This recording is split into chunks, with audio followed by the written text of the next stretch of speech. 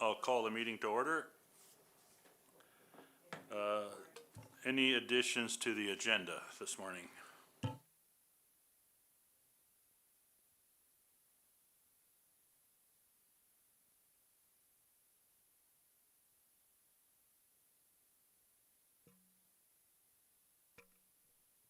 know.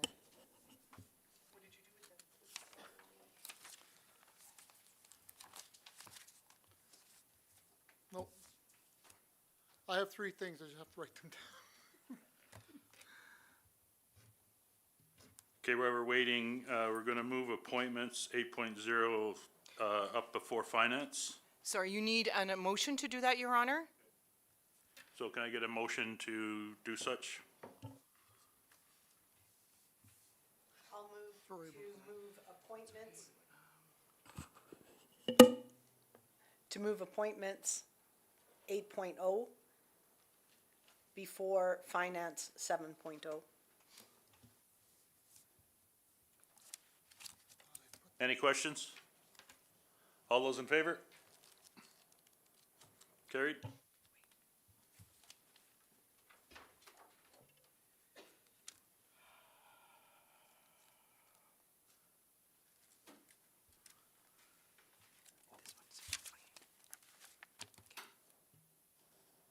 Anyone on council have any additions to the agenda while we wait for Eric? You ready? I'm Okay. ready now, Your Honor. Okay. 10.3, debt limit increase. 16.1, organizational structure. ATIA, under closed session, 5.28. No, S28. And 16.2, contract discussion under ATIA S29. Sorry, can you repeat the 16.1? 16.1, organizational structure, ATIA Section 28. I apologize for the tardiness.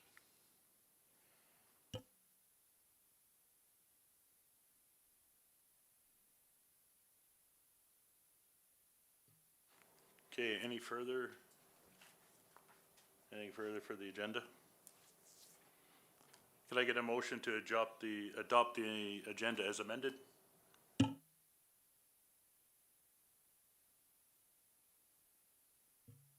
Motion to adopt the agenda as amended.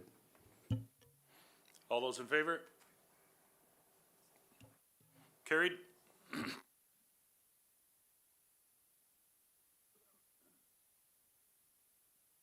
this moves us into our public hearing. I call the public hearing to order. Council is here to listen to information presented and make a decision on the matter that is subject to this hearing. The formal hearing is not a debate. Anyone wishing to speak must be pre-registered, so if you wish to speak, make sure you're on the list. So far, we just have one name on the list. Each presenter must state their full name, street address, interests of this matter, whether you are in favor or against. Individuals who do not identify themselves will not be given an opportunity to speak. Okay, so we are here to discuss amendment to the bylaw PLU 3-25 to amend the bylaw to PL 8/06 land use bylaw Schedule A, land use district map restricting 4836 and 4840 50th Street, lots 9 and 10, block 5, plan 1756 HW from a single family residence being R1 to a district to medium density being R3.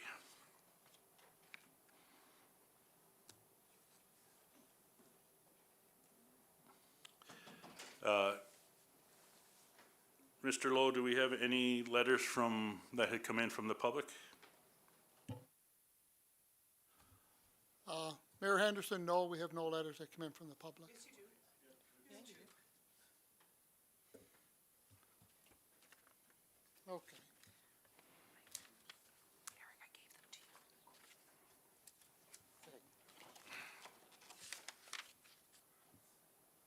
Just a second, Your Honor.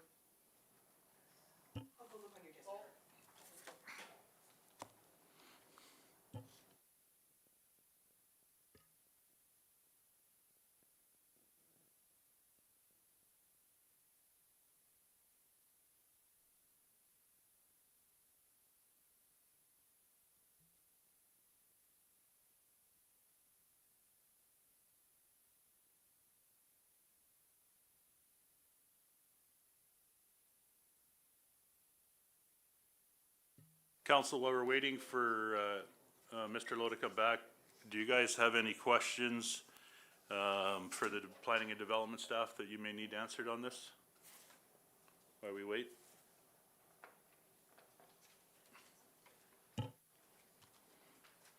Susan, are you able to provide us with the intent of the current homeowner, landowner, sorry, my apologies? So what is the intent overall? So the application was received to redistrict the properties mentioned from single-family residential to medium-density residential. Currently, the landowner has the property listed for sale. They feel that it may add value to the property in the sale of the property. We have not received a development permit at this time. We do not know what the proposed development may look like in the future. They're just looking at changing the zoning from single-family to medium-density. So there's been no indication what their long-term plan is. The property is listed for sale. So if I understand you correct, this is the existing owner that's requested this change, is that correct? Yes, Your Honor.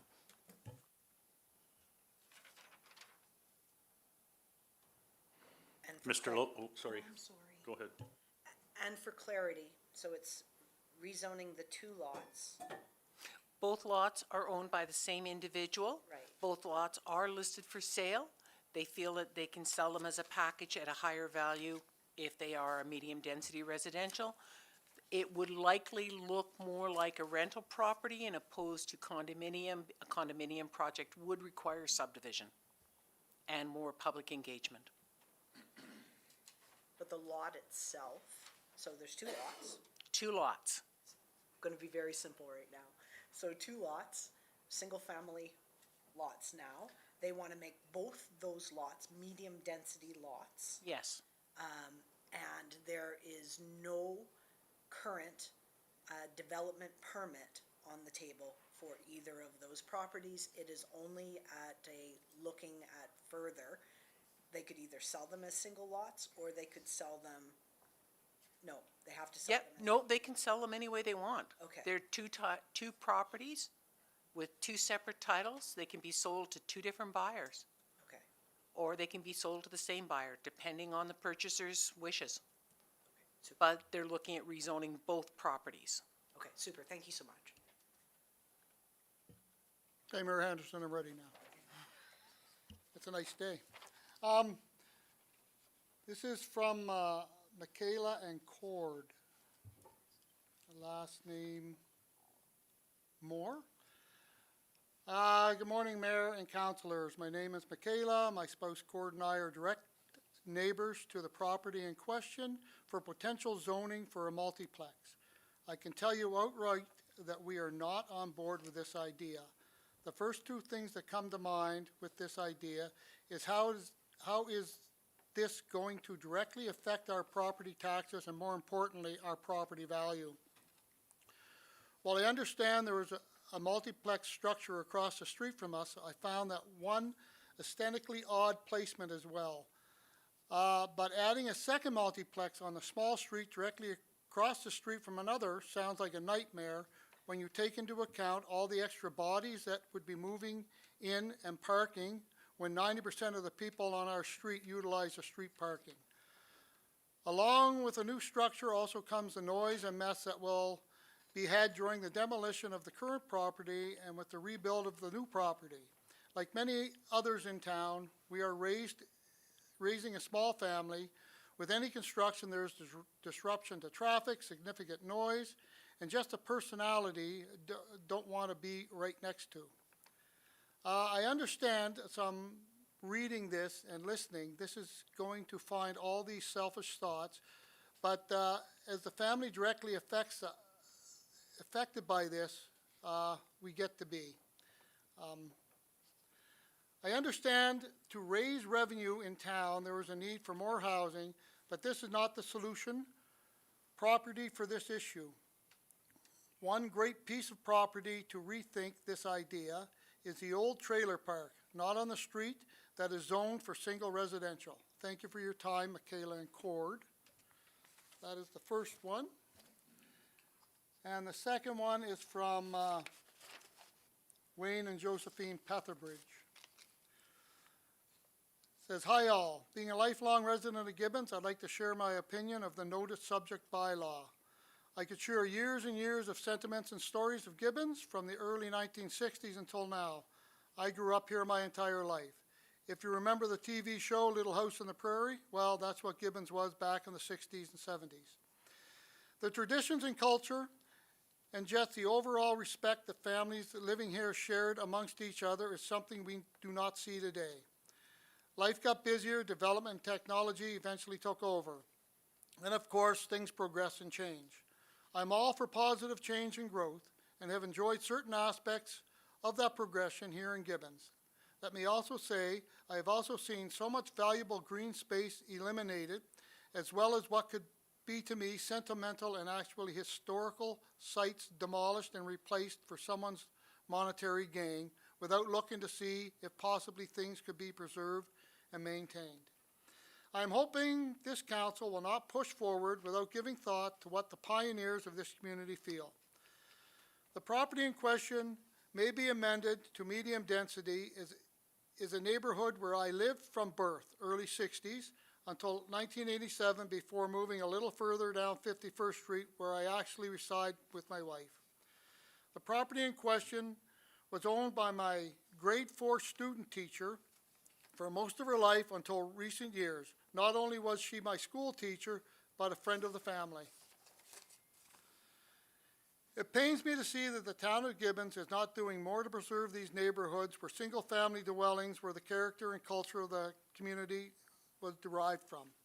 Of course, progression needs to occur for a community to succeed, but let me say, this is a time and a place for that. There is a time and a place for that. Once the door is open to start allowing developers to come into these historical areas in our community and develop what they want, then you as council have opened the door that will slowly let the old Gibbons disappear. I guess I'm saying I and my family would not be in favor of this amendment, and we are hoping council will look at what Gibbons is projected as, rooted in community, and keep some of the long-standing roots preserved family dwellings. Infill housing should all be located in their own unique setting within the town and not destroy the historical communities that have been here since day one. Thank you for allowing me to share my opinion, and I hope that you will all do the right thing. Have a great holiday season. Wishing you all the best of luck in preserving and also creating a more vibrant community that will make all the residents of Gibbons proud and call this town our home. Best regards, Wayne and Josephine Petherbridge. That's the two I... Do you have the one from Sabrina and Jason Derling? Your Honor, that is part of the agenda Okay. package and does not Need to be read out? Okay.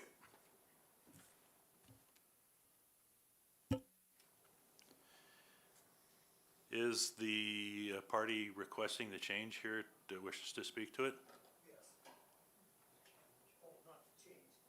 Yeah, no, the party that requested the change. Sir, if you're ready to speak, you can come up to speak Yeah, now. yeah. Just ask that you come into the microphone, please.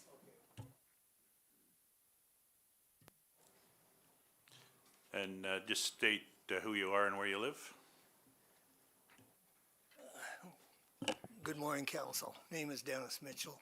I moved into Gibbons in 1980. I live right next door to Wayne Petherbridge and have for approximately 25, 30 years. 4337 51st Street. A lot of you people may have seen me walking a small Yorkshire Terrier around Gibbons. This is one of the reasons my family moved to Gibbons was to get away from big city happenings like infill and getting taxed and not seeing the benefit of your tax dollars being spent wisely. I grew up in a community in Edmonton called Grosvenor. Right now, it's one of the older communities, and it is subject to infill. If any of you seen the pictures in the paper, there is a picture of a small house between two monstrosities called infill.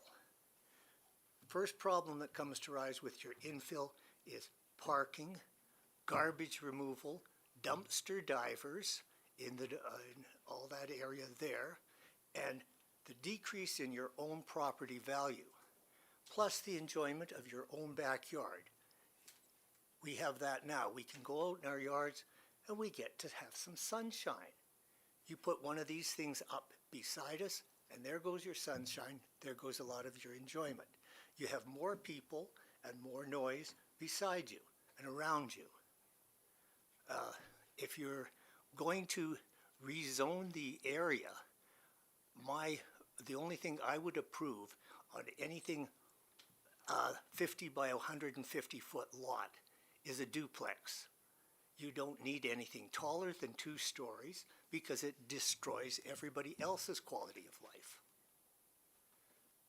I think that's about all I have to offer, but if you want to take a look at what infill does, just drive to the community just a little bit to the northwest of the old Provincial Museum, the old Glenora area, just north of 102nd Avenue, between 102nd Avenue and 107th Avenue, and from about 135th Street to 149th Street. And you'll see infill all through that area. And it looks out of place. It's like putting up a 3-story house beside a bungalow. It looks odd, it looks disjointed, and it destroys the aesthetics of the community and people's quality of life. Right now, with my neighbors, I enjoy going out in the summertime and having a beer in the backyard. I grow a garden. Sunshine is necessary for the garden to grow. You put one of those things up beside me, bang, down goes my property value, down goes my enjoyment of life. Thank you very much for your time. Thank you for taking your time to come out today. Anybody else that's not on the list that may wish to speak?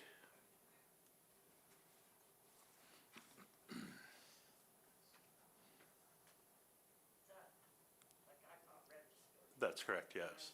So only if they're registered, Your Honor, they Yeah, have to be registered. you have to be registered in order to speak there. So procedure states, sorry, counsel, I might politely just interrupt, that they have to be registered in order to speak. Counsel can certainly choose to allow somebody to speak, but that has to be a unanimous decision of council to do so. I have no concerns. No concerns. By all means, Anne. Yes, Ken, Ann, can you need some help getting up here to the table?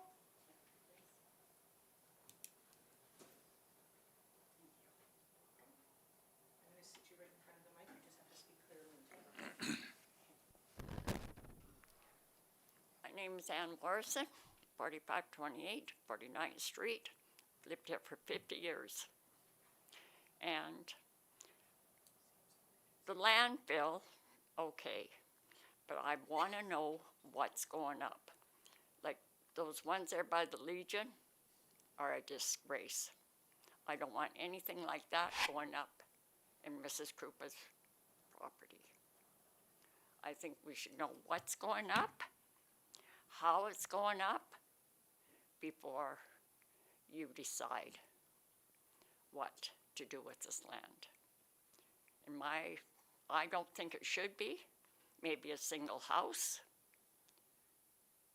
That's it. No condo, no apartment, maybe a small duplex, but that's it. No high-rise like over there. That's a disgrace. If I knew what they meant by multifamily, that would have been a no-no. Where's the Legion parking? Where are all these people going to park? And if you go with a condo or multi-high one, where are they gonna park? On the street. And I don't think that's right. Thank you. That's my opinion. Excellent, thank you for stepping up there.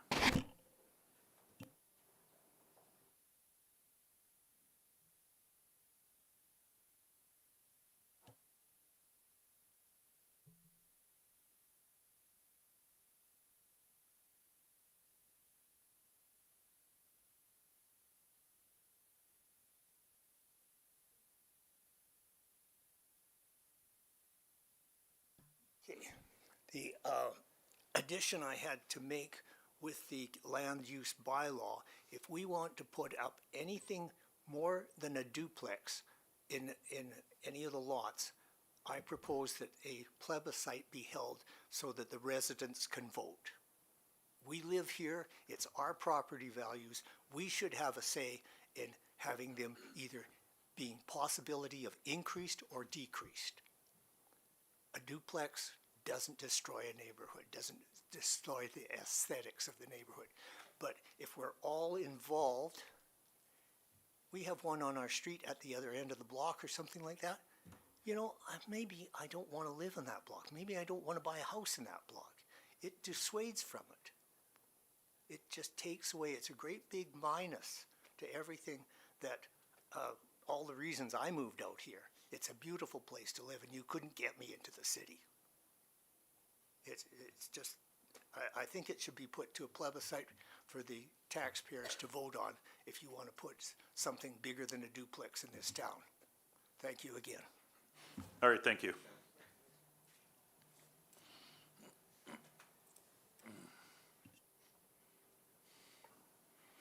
Okay, if there's no further speakers, I wish to thank everybody for coming out. I'm going to declare the public hearing closed at this time.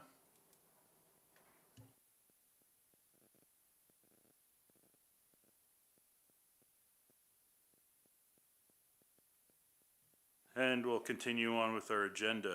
6.0, adoption of the minutes. 6.1, special meeting of council, November 26, 2025.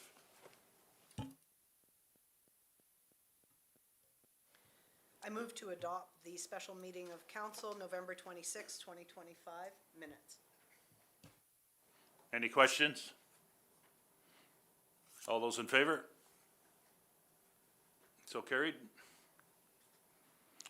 6.2, regular meeting of council, November 26, 2025.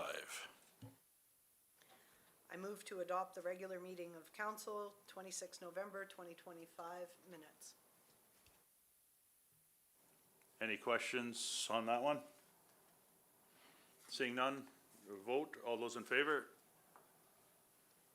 Carried. All right, we're going to, since we moved 8.0 appointments up before finance, RCMP quarterly report. If you gentlemen don't mind coming up front here.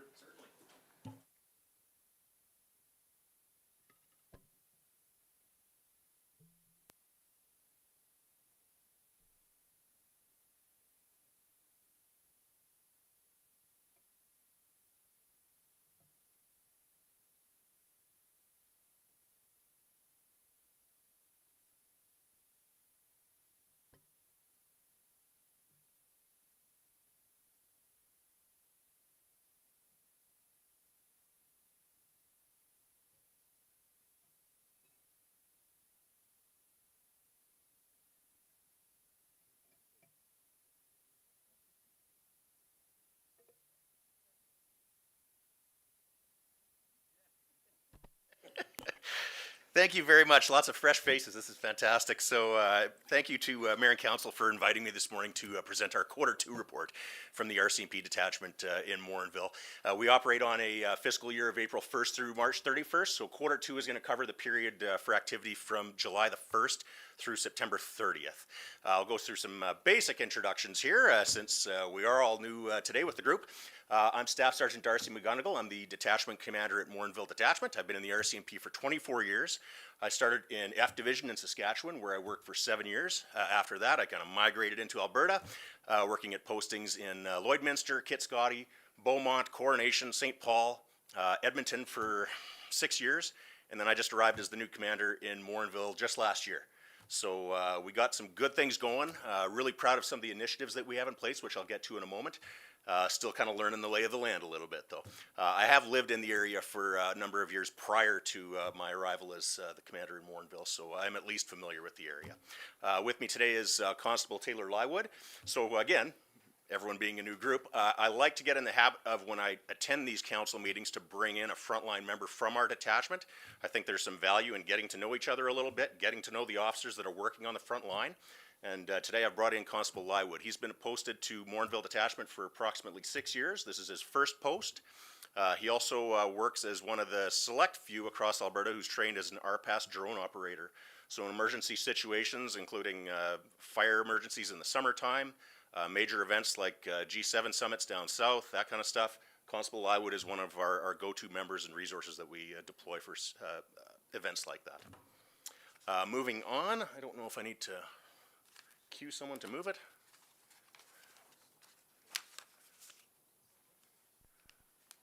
Sorry, we're working on it. No rush. I'm not paid by the hour.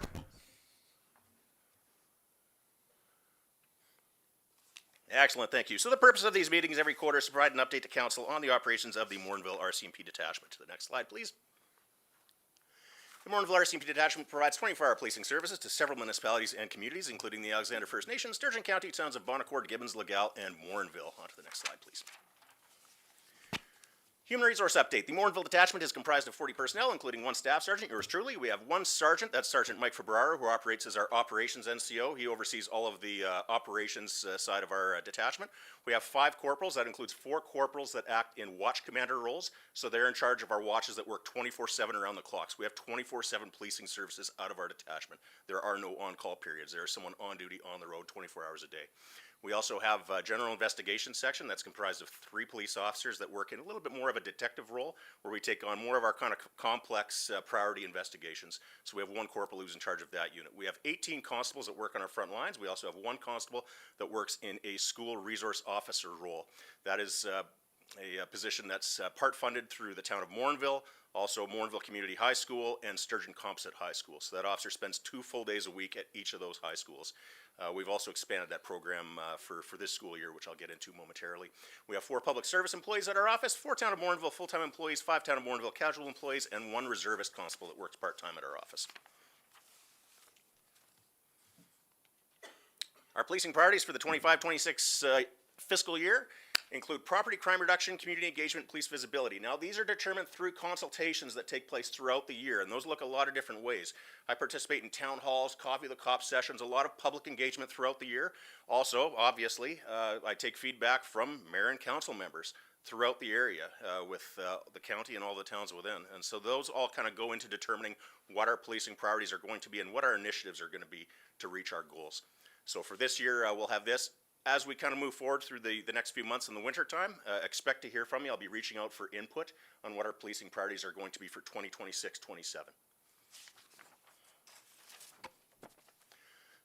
Our first priority of property crime reduction, to this we have tied an objective of a 15% year-over-year annual reduction of vehicle thefts and break-and enters. When it came down to all of the things that we could potentially look at as priorities for crime reduction, there were a lot, but one commonality that we had across the board, didn't matter if you were in Gibbons, in Morinville, in Legal, wherever, people want to see us doing something about the vehicle thefts. They want to see us doing something about the break-and-enters.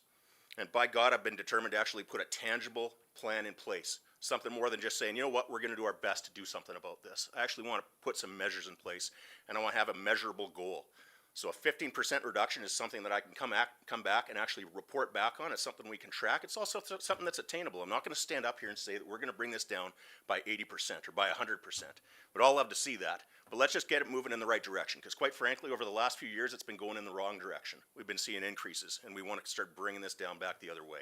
I've got some good news to report on that in just a moment. So some of the initiatives that we've had tied to this: targeted specialized investigations. So this is proactive projects that are led by our GIS unit, often using covert investigations, including bait vehicles.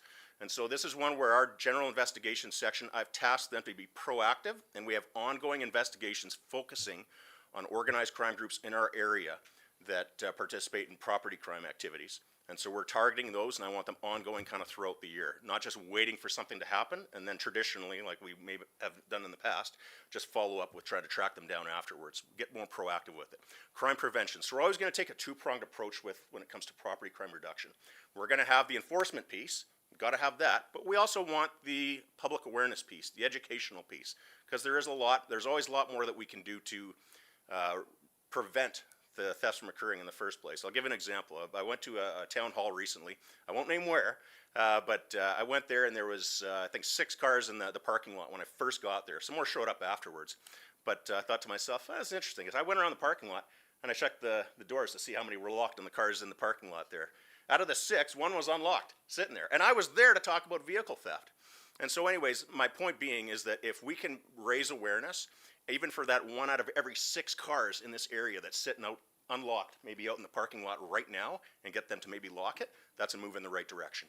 Habitual offender management. This is the organized monitoring of repeat property offenders and coming up with an efficient process for arrest. This is not a new idea. This is something I've done in a couple detachments in the past, and something other detachments do as well. So the idea here is that we have a significant amount of property crimes being committed in our area that are being committed by a disproportionately small group of individuals.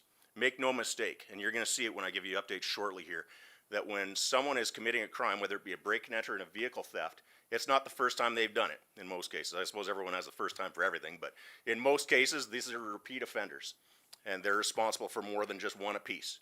And so we want to come up with a plan on how to make sure that we're holding them accountable. In most cases, when we arrest someone for a property crime, if it's a vehicle theft or a break and enter, we bring them before the courts. At some point, they're going to get released. That might be upon arrest before a justice. It might be when they're brought in before the courts, if they're remanded later on. At the very latest, it'll be after they've served their sentence, maybe once they're paroled or sentenced to probation and released. Once we reach that point, traditionally, as police, not just Morinville Detachment, what we've done in the past is we've just relied on simply, okay, if we encounter this individual and they're bound by certain court-ordered restrictions such as not to attend a certain location, not to associate with other certain individuals, to abstain from substances, to abide by a curfew, probably the most common one. Traditionally, what we've done is we've simply relied on us encountering them randomly throughout our normal duties. When we're doing a traffic stop, if we find someone who's driving and they're prohibited from driving, okay, we'll breach them. And then on we go with it. I want to come up with more of a targeted plan here. So we're not doing it just kind of by chance, just relying on running into these people. So we've actually come up with a random schedule where we're doing regular checks on all the most, I hate to use the word prolific when it comes to criminals, but some of the most active criminals in our area. We do have a list of those that are compiled, and we assign them out to our frontline members, including Constable Lywood, and they'll do random checks at different times throughout the month, every month on these individuals. And when we find them in violation of their conditions, we will lay a breach charge, and they will go back before the courts. Now, one thing that I wanted to really look closely at, because I've been a part of these programs in the past, and one of the challenges I really found with them is, okay, if Constable Lywood goes to a location here in Gibbons to check on someone's conditions, and we find that they're not following their conditions, and we breach them, well, that's great. We've arrested a bad guy, and we're doing good and all that stuff, but the challenge here is now Constable Lywood is responsible for this individual to bring him back before the courts, do up all the paperwork. Basically, he's written off for the rest of the shift. That's the challenge here. How do we find a way around that? As I mentioned, we have a 3-member GIS unit at our detachment. So I've tasked them with this. So on the front end, they're putting together the schedule. They're putting together all the plan for this. When the frontline members make an arrest, they can take it back to the GIS unit, and they will assume responsibility for processing this then through the courts. The frontline member can continue going on to calls for service and not worry about getting burdened or tied up with this further down the road. If you look at the crime statistics provincial, now we are on a provincial contract, again, for those who are new to council, everyone. We operate on 2 contracts here. We have a municipal contract for policing with the town of Morinville. We also have a provincial policing service agreement with the rest of our detachment area, including the town of Gibbons. And so this data on this sheet includes all of our crime statistics for throughout our area except for within the municipality of Morinville. So if you see on here, on the crimes on the first page, other criminal code, if you look near the bottom, fail to comply and breaches. I don't know if everyone has this sheet, but if you see this, you track it at the bottom. So over this period from July 1st through September 30th, in 2021, we had 20 such arrests, 24 the next year, 21 in 2023, 22 last year. In this period this year, 57. We're moving up. And I know everyone is new here, so we didn't have the privilege of reviewing my first quarter presentation 3 months ago. It was pretty good. We went up from 14 last year in the spring of 2024 to 41 in the spring this year. I'm not messing around. Like, we are actually doing this. This isn't lip service, and we're making some progress. I'm going to give some updates shortly on some of the proactive investigations that we've done, some of the more notable ones. And I really do believe, and you'll see it for yourself, there is a correlation there. The more proactive that we can get, I really believe the sharper the numbers can decrease when it comes to property crimes occurring in the area. Our progress so far this year, and again, this is throughout our detachment area, we have an annual goal of bringing this down 15%. Right now, after 6 months of our fiscal year, we're down 18% total reduction in vehicle thefts, and we're down 15.5% in reduction in break-ins in the area, year over year. If we can move on to the next priority, please. Second priority is community engagement. Forgive me if I'm a little bit long-winded, but I do appreciate that everyone's new in the group and hearing this for the first time. So typically this is one where I get a little bit more in detail at the start of the year and not halfway through. Giving it, the election cycle that we've just had, I'll spend a little bit more time kind of explaining this. So the objective with community engagement priority is to promote positive engagement between police and community. So this is a pretty simple idea. We're just getting proactive and we're engaging the public in positive situations rather than just showing up every time someone calls 911. So the first one being school engagement. So as I mentioned earlier, we have a school resource officer that works at MCHS and Sturgeon Comp 2 full days a week at each school. We've expanded that program this year to have the school resource officer assume a school liaison role at all of the schools in our detachment area, including the one here in Gibbons. So Constable Tanner Wills is our SRO, and he just started in this role last school year, which I suppose would have been the 24-25 school year. And he did so well in that role and connected so well with teachers, staff, and students. And I was so pleased with how he did, and the feedback was so strong that we have now tasked him with taking on a monthly school liaison role with all of our schools. So obviously not a full-time role, he can't be everywhere all at once, but he's popping in at every school, including the schools here in Gibbons, once a month to touch base, talk to the kids, get to know each other, hand out positive tickets, which I'll mention in just a moment here. And so we've expanded that program so far. It's going really, really well. Communication strategy, providing monthly policing updates to the public in collaboration with the municipalities. Kind of one of the challenges we run into in 2025 is we're seeing a decrease in local media. We're seeing a decrease in certainly local newspapers and outlets and mediums for us to get our message out. And even as a detachment, as a local detachment, the RCMP in Alberta, they're on social media. They put all this stuff out there. We have a presence. But as far as just locally, not so much. We don't really have that. We kind of rely on our divisional strategic communications to communicate that out. And so where I find one of the gaps to be, or at least where I've observed them since I started last year, was that there's a lot of incidents that would occur in a place like Gibbons, or certainly a town like Bonnecourt or Legal, that might not register on the scale of public interest at the provincial level. If we catch someone, say for shoplifting or breaking a window at a business in town here, and we make an arrest, if I send that to the social media management for the division to send this to CTV News and CBC and stuff, I'm going to get laughed out of the building kind of thing. But I do believe there's a genuine interest in town here to hear about when we're making progress on investigations like that.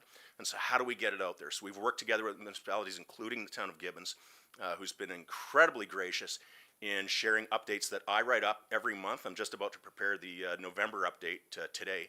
And I send it to the municipalities, and they share a link to it on their social media pages. Again, I mentioned this. So I've lived in the area. I live in Sturgeon County. I lived here for a number of years. When I started last year, one of the things I found was, I came into the detachment. I saw the great work that the men and women were doing, good investigations and all that stuff. And some of them were there briefing me on specific things, search warrants they were doing, these stolen vehicles and stuff. And I thought to myself, man, I wasn't aware of any of this stuff. Maybe we can get the word out a little bit better, because my neighbors certainly didn't know. And, how can we make kind of people more aware of what we're doing? And if we don't do that, if we don't put our voice out there, then the other narrative is going to take over, right? And we've all seen it, right? If you make the mistake of going on social media, you'll see it. Don't bother calling the police. They're not going to do anything. And if we don't actually update not just the people who call us for service, but just the general public on the progress that we're making when we get called to help, then that's on us. We have an obligation to send accurate information out, and so that's what we do with our monthly updates. in collaboration with the municipalities. Thank you to the town of Gibbons for that. Community events, this is something we've always done, but it's always part of the community engagement piece. Regular involvement in community events, that includes festivals throughout the summertime and the establishment of positive ticketing programs. So this is a program that we just launched in May of this year. We organized a focus group consisting of representatives from every community, including the town of Gibbons. Thank you, Stephanie. And we've come up with a program where we've distributed a large number of positive tickets to youth in the community. And so essentially what they are, and again, this is not a new idea, something I've done in other locations in the past, it resembles like a traffic ticket where you write the name of the child on there, and we're recognizing positive behavior though. So this can be everything from using a crosswalk to cross the street, wearing a bicycle helmet while you're on your bicycle, any kind of positive civic engagement, positive behavior. It's a pretty low bar. The whole idea is we want to get kids on the right path and recognize any kind of positive behavior. To each one, we attach a ticket to a coupon or a gift certificate for a local vendor to local businesses throughout the area, including here in the town of Gibbons. And so we've handed out a large number of those. I'll get to the update shortly for the summer months, but so far we've handed out in excess of 800 of these positive tickets throughout the area, a lot of them right here in Gibbons since the beginning of May. For the Alexander First Nation, just really quickly, I know this isn't specific to the town of Gibbons, but we do have our operations NCO acting as a dedicated liaison to AFN, recognizing that Alexander First Nation, they do have challenges that are unique perhaps, and priorities that are unique to some of the other communities within the area, so I find it important to have a dedicated liaison to identify those and address them with Alexander. If we can move on to the next slide, please. Our updates for community engagement this year, as I mentioned earlier, we attended Canada Day festivities throughout the area. Our detachment also collaborated with Sturgeon County on a Youth Emergency Services Academy in River Kabar in July. That was a 3-day, kind of a miniature RCMP training academy, if you will. So we did physical training, we did presentations from a wide range of emergency services, including RCMP representatives, our specialized services within the RCMP, ambulance, fire, CFB Edmonton had members come out and do presentations for the kids. It went really, really well. It was for teenagers between the ages of 14 to 17. And it was overnight. It was an actual camp. Waking up at the crack of dawn to reveille and running the laps and all that stuff. It went really, really well. I fully expect that we're going to do another one next July going forward. Our School Resource Officer Program, I already mentioned that we're expanding it for this year. Positive tickets, we handed out 170 positive tickets throughout the summer months and 156 more during the first month of the school year coming back in September.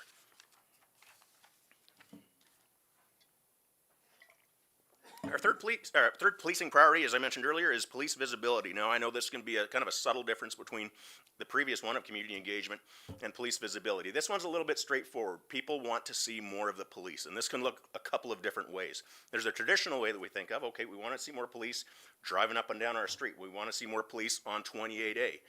Those are kind of the traditional ways. The other one, in 2025, we want to see more police on this. People are active on social, well, not just social media, but on their phones. They want to see a bit more of a presence on there.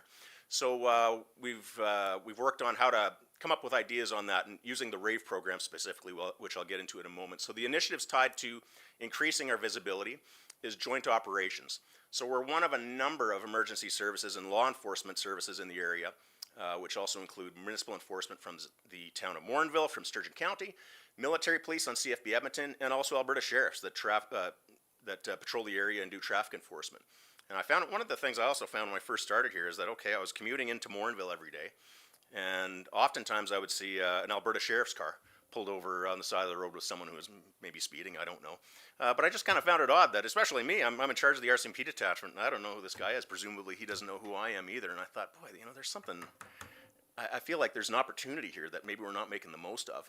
And so I've reached out to them, and approximately 8 months ago now, we started collaborating with them on monthly traffic initiatives and check stops. I won't publicly announce when and where those are going to be, but we work together on traffic operations with Alberta sheriffs throughout the area on a regular basis. And to me, it only makes sense. And it's nothing to do with delegating responsibilities or mandates one way or the other. We're just working together on some of the common mandates that we share. The RAVE program, as I mentioned earlier, having more of a presence on phones.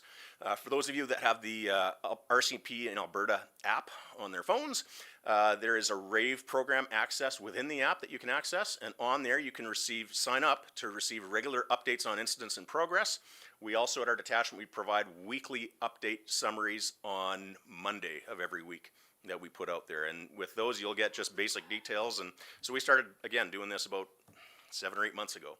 And one of the responses I got eventually, I mean, it's great. Some Mondays we put in, okay, we look at all, we made these busts, we did this search warrant last week, and we arrested these people. And then there are some weeks where I actually had some of the employees in my office who were responsible for helping me put this together come to me and say, well, Darcy, we didn't really have anything this week. And I thought, well, how can that be? So we had a look and said, okay, well, let's just really think about, okay, what's the public here interested in? And it doesn't have to be the big salacious, sensational stories or anything like that. Even the fact that we went to, say, 150 calls in the last week, that's important. I think people want to know that. They want to know what we've been up to. Did we do a check stop? How many impaired drivers did we catch? These are smaller things, but I think they have significance and they have interest in this community. And so we're including those. We're doing an update every week. I don't care how relatively quiet we feel like it's been. I think that's up for police visibility. Again, the progress, just to summarize, our monthly traffic operations with our partner agencies, our rave bulletins, and our monthly policing roundup to the communities. Again, the provincial crime statistics update that you will all receive as part of our quarterly package includes everywhere in our provincial policing services agreement area, which is everywhere in our area except for within the town of Morinville, where we have a municipal contract. That being said, I do want to identify some of what I have shared in the past as far as crime statistics that are occurring exclusively in the town of Gibbons.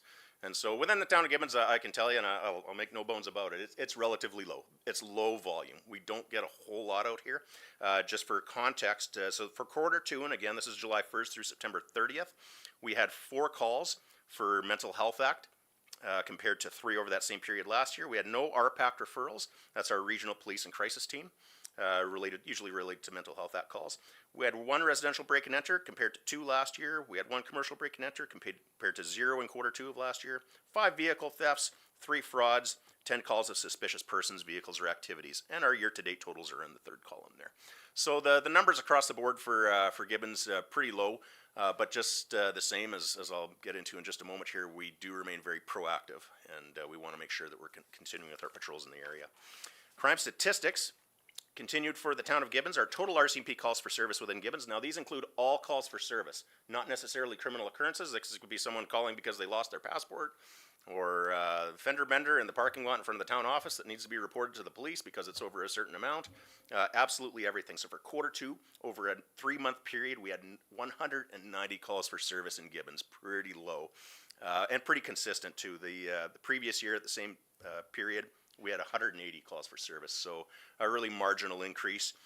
Year to date, over a 6-month period, we're sitting at 333 calls for service here in Gibbons. At this point last year, we were at 313, pretty close. And you can see a bit of an uptick in the spring period over 3 months from April through June, 143 up to 190 in the summer. Pretty typical increase that you can expect just about anywhere.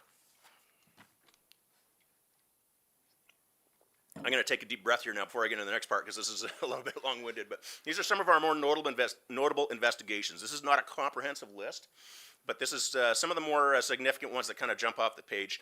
And I do provide an update on these, even though this includes some of our proactive work that we've been doing outside of the town of Gibbons. It's everywhere. I do believe that, in all of our communities in this region, certainly within Sturgeon County, we share a lot of commonalities. We share a lot of the same sports teams. We share a lot of the same social services and groups and volunteer clubs. We also share the same criminals. And I do feel that if we can make an impact on criminal activity anywhere in our area, it helps to promote crime prevention everywhere in our area. So that aside, I'll just jump into this really quickly, and I'll try not to take up too much time because I know everyone is busy. On July 4th, we had a complaint of break and enter into 2 residences at Sandy Beach, arrested 1 female from Edmonton who was charged with 2 counts of break and enter, 1 count of property damage, and 2 counts of theft. July 7th, suspicious activity north of Bonaccord, 2 suspects and 2 stolen trucks. 1 was from Grand Prairie, 1 from Leduc. 1 suspect charged with breaking instruments, dangerous weapon, and 5 counts of possessing stolen property, 5 counts of failing to comply with previous release conditions. Sentenced to 645 days in custody. Female suspect charged with breaking instruments, possessed dangerous weapon, 5 counts of stolen property, 6 counts of failing to comply with previous release conditions. July 9th, we went to report a break and enter in progress at the CN rail yard outside of Morinville. They took off from the scene, but we got them soon after. 2 suspects charged with break and enter instruments, break and enter, theft, possessing stolen property, and obstructing a police officer. July 14th, a complaint of a fraud near River Kabar. We had a couple defrauded $4,500 by a suspect selling a truck to them that had been stolen. Suspect was charged with 2 counts of fraud, 2 counts of forgery, and theft. July 15th, traffic stop during late night patrol in Gibbons. Suspect vehicle fled at a high rate of speed down Highway 28A before fleeing on foot. We got him soon after with help from Air Services and a spike belt. Vehicle was stolen out of Goodfish Lake. Suspect charged with flight from police, refusing breath demand, possessing stolen property, and failing to comply with previous release conditions. July 24th, several complaints of Amazon packages being stolen from front porches in the Sturgeon Valley area. Got the suspect arrested later that morning in possession of the stolen items in his trunk. He was charged with 5 counts of theft. July 25th, suspicious activity call in Legal near a storage facility led to the arrest of a 37-year-old suspect who was in possession with break-in instruments. July 25th, complaint of a credit card fraud of over $700 at a business in Gibbons. Investigation led us to a suspect that we arrested and laid charges of 1 count of fraud. July 29th, one you may have seen on local media in the area. Late night patrol in Gibbons located a stolen truck at a gas station here in town. Our officer attempted to arrest the occupants when the driver reversed the vehicle, dragging the officer before hitting a tree. 4 occupants were arrested and a sawed-off shotgun and crystal meth were seized from the vehicle. 42-year-old driver was charged with assaulting a police officer, driving while prohibited, drug possession, possessing stolen property, 4 weapons charges, and 4 counts of failing to comply with release conditions. Other suspect was charged with possessing a forged document, drug possession, 4 weapons-related charges, and 2 counts of stolen property. Third suspect was charged with possessing stolen property, 4 weapons-related charges, and 3 counts of failing to comply with previous release conditions. Officer suffered minor injuries and was able to come back to work very soon after. August 5th, stolen property trafficking investigation led us to a search warrant at Sandy Beach. Stolen vehicles and license plates were recovered with some methamphetamine. Suspect took off but was arrested and charged with flight from police, trafficking stolen property, and several counts of possessing stolen property. August 7th, late night traffic stop on Highway 642 outside of Alexander led to a sawed-off rifle being seized. Suspect charged with dangerous weapons sentenced to 90 days in custody. August 17th, late night traffic stop on 642 again near Alexander. Stolen car from Edmonton. Several knives and machete were seized. Suspect charged with possessing stolen property, possession of a dangerous weapon, and possession of break-in instruments. September 7th, complaint of a theft from a store in Calahoo. We got the suspect soon after on Alexander in an SUV that was stolen from Edmonton. Suspect charged with theft and possessing stolen property. Second suspect charged with possessing stolen property. September 8th, suspicious activity north of Bonaccord. We found 2 suspects in the process of stripping a truck that was stolen from the Edmonton airport. Both suspects took off on foot, but we got them soon after with help from our RPAS drone. Suspect was charged with possessing stolen property, property damage, failing to comply with previous release conditions. Second suspect with charges with resisting arrest, possessing stolen property, property damage, and failing to comply with previous release conditions. September 10th, complaint of suspicious activity south of Villeneuve. We got 2 suspects passed out in a stolen truck from Innisfail. Also had a stolen trailer and a stolen ATV that they were pulling. Legal taser was also seized. Suspect was charged with 11 total charges, including stolen property, break-in instruments, and weapons-related charges. Second suspect charged with 13 total charges, including stolen property, break-in instruments, and weapons-related charges, and a breach of probation. September 11th, we arrested a guy intentionally setting fire to the grass in the ditch on Highway 2, just north of St. Albert. Charged him with arson. It was very, very dry out at the time. September 17th, report of a disturbance in Bonaccord led to a search warrant of a residence. Seizure of fentanyl, crack cocaine, methamphetamine, unstamped cigarettes, shotgun, taser, prohibited magazines, and 3 stolen vehicles. 2 suspects were charged with drug possession, drug trafficking, possessing stolen property, weapons charges, and failing to comply with previous release conditions. Single vehicle rollover on September 22nd near Bonaccord on Highway 28. Truck was stolen from Calgary, so the suspect didn't wait for us to get there to help him. He took off on foot, and we got him soon after with help from the police dog. Suspect was charged with impaired driving by drug, dangerous driving, drive while prohibited, resisting arrest, possessing stolen property, failing to remain at the scene of an accident, and 2 counts of failing to comply with prior release conditions. September 30th, late night traffic stop in Gibbons. Seizure of crystal meth, sawed-off rifle, several knives, and break-in tools. 5 suspects were arrested.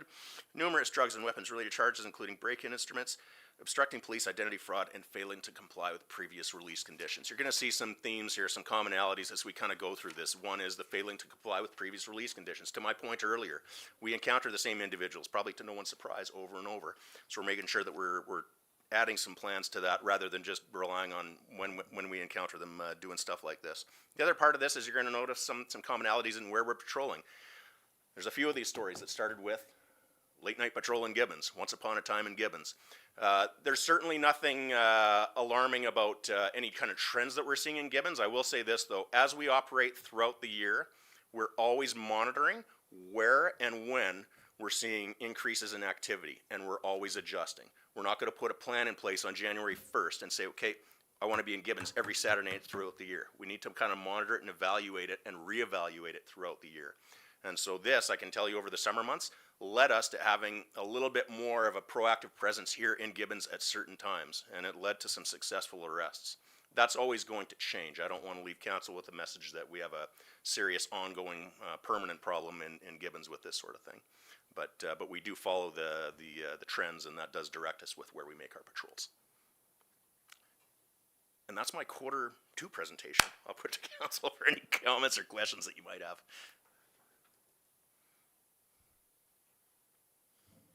In regards to the, you'd mentioned about getting it on, on phones and social media and stuff like that. Do we send those into, to our town office? Yes. Okay. Yeah. And have you guys, do you have any, like a Facebook page, any of that stuff? So we have a social media presence, but it's all managed at the division level through RCMP K Division, RCMP in Alberta. And so they will provide updates through, RCMP in Alberta with, in parenthesis, Parkland or St. Albert or Warrenville, but it's all still managed at the division level. And so what I found with the structure we had, I guess, on the RCMP side for that was that, it's all items of provincial level interest. They certainly can't have 118 detachments across Alberta sending in updates on every arrest they make for a broken window kind of thing. But for me, being the selfish guy that I am, I still want my community to get those updates. And so I wanted to find another conduit. And so that's kind of what led us to work with our municipalities and their social media pages. I think so far it's worked really well.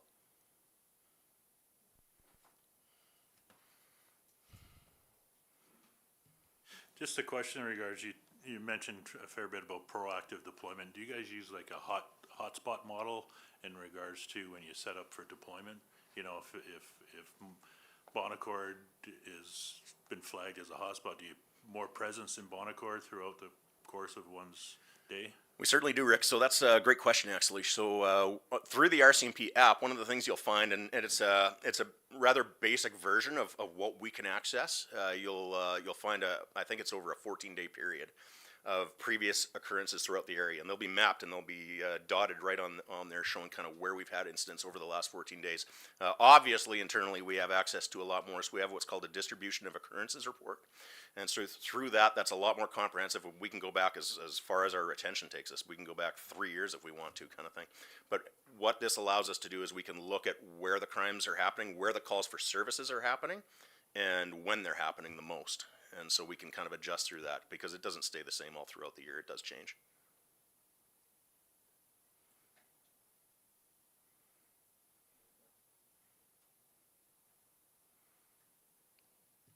All right, I think that's it. Thank you. Thank you so much for That was coming my out and giving pleasure. us an update. I'm sure we'll see each other again, hopefully in a good way. Hopefully right here, yeah. Not a bad way. Remember, the speed limit through Bonaccord is only 60 kilometers an hour? I'll see you in 3 months. Thank you very much.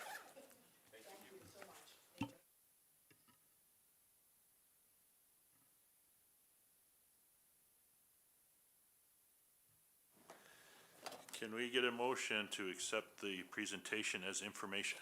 I'll make the motion to accept as information. Any questions? Seeing none, all those in favor?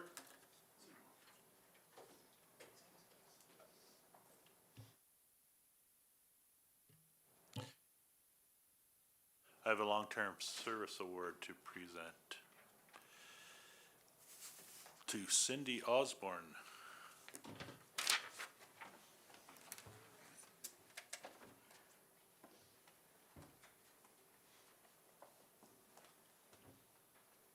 Thank you so much. 35 years of service. Excellent.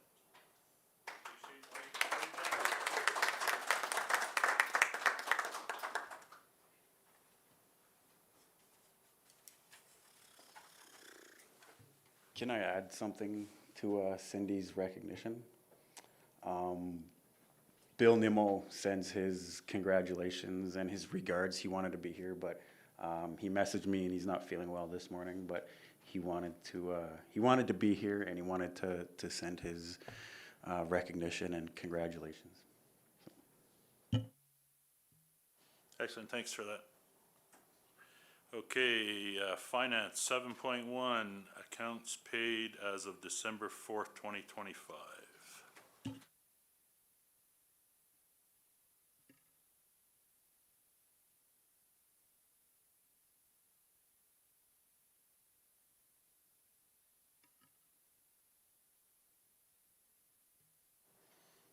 Anybody got any questions in regard, on that one? Constable Longstaff?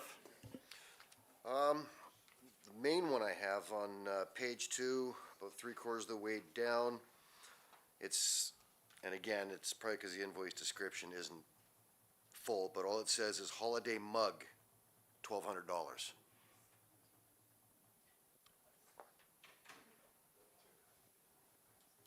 Hometown weekend holiday mug. Mayor Henderson, members of council. So that was the event that was held at the Dewdrop Inn. That's the craft company that came in and did the craft for the registered guests at that event. Okay, thank you. I was just making sure it wasn't like a $1,200 mug.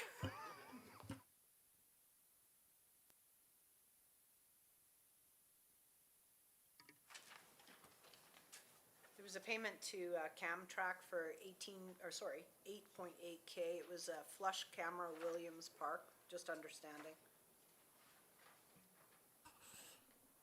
Mayor Henderson, members of council.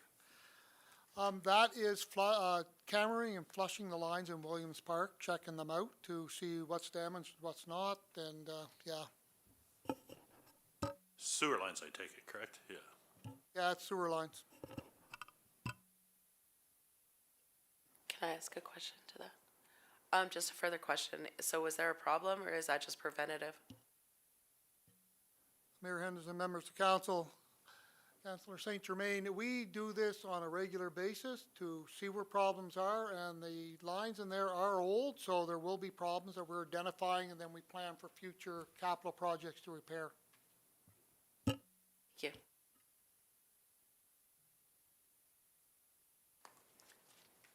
Last item, amounts aren't significant. It really is more a description. It's CIBC mortgages, credit balance paid. I just don't understand the description, that's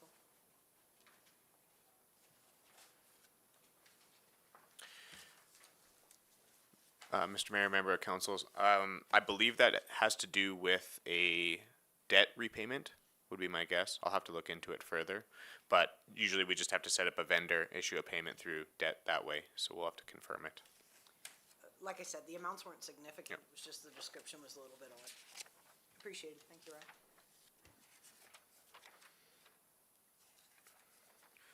I just got one more on the first page here, again near the bottom. It's for programmable locks for Memorial Park for almost $14,000. Mayor Henderson, members of council.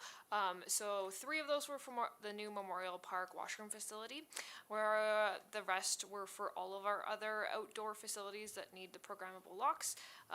Many of them are outdated and the programs can't update anymore, so that was us getting all of our programmable locks on the same system, the same type.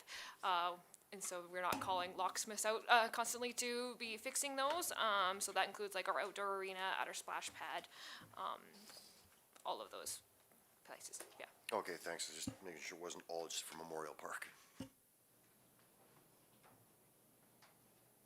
I'm just curious what the repair, on the first page here, repair and paint at the offices at GFRC. I'm just curious what that was for.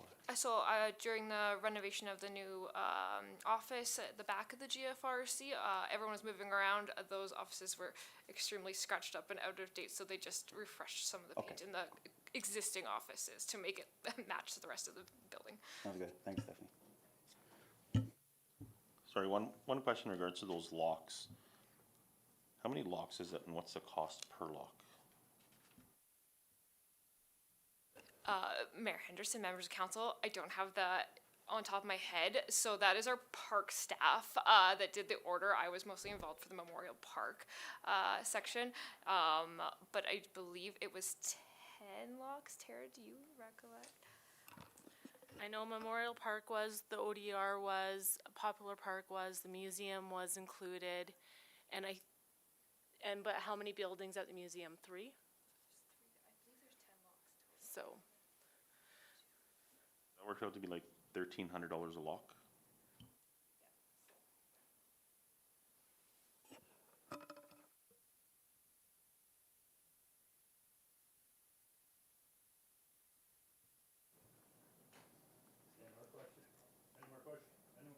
And you can do it. Any more questions?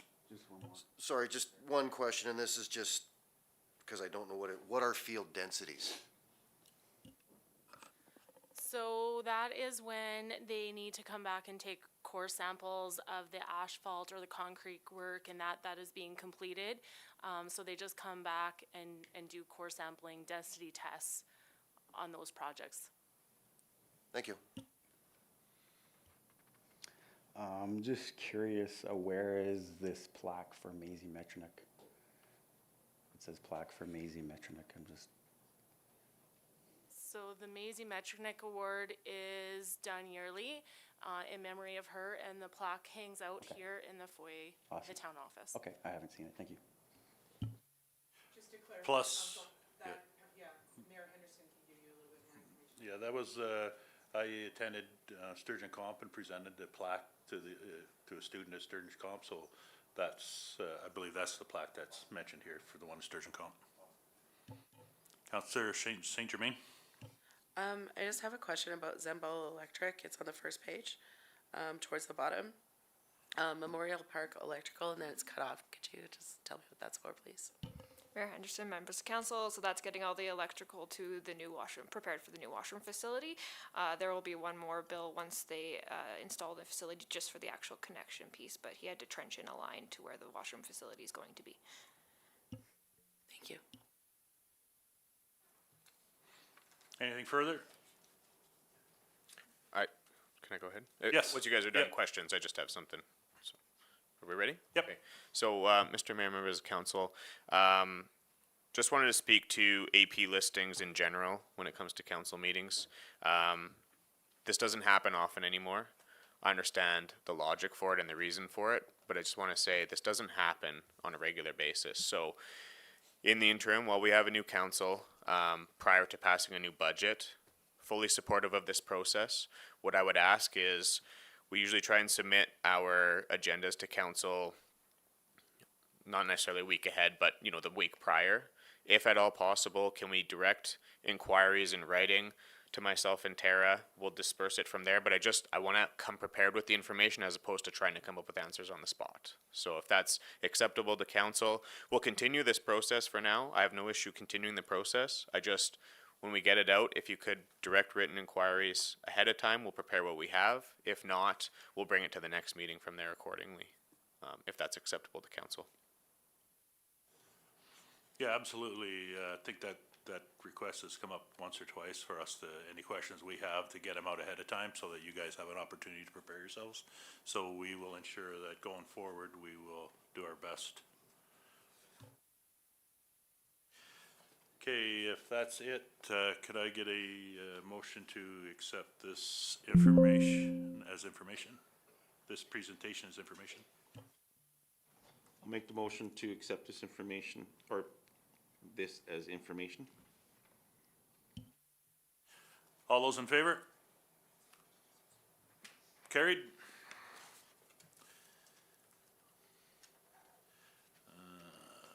7.2, ATCO franchising fee. I'll go ahead here, thank you. Mr. Mayor, members of council, the ATCO franchise free discussion, along with the Fortis one at the same time.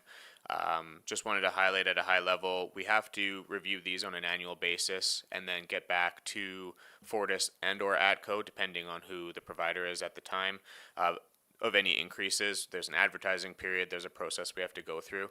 At this time, we're not recommending increasing these or changing these in any way. We'll be going through a budget meeting, I guess, later on. I think it's better discussed at that point in time, so my recommendation and our recommendation as administration at this point is not to make any changes to this at this time, and we can reconsider it. There's 4 periods, I think it's quarterly we're able to make changes, so if we decide to make a change, we can always do it into the new year from there.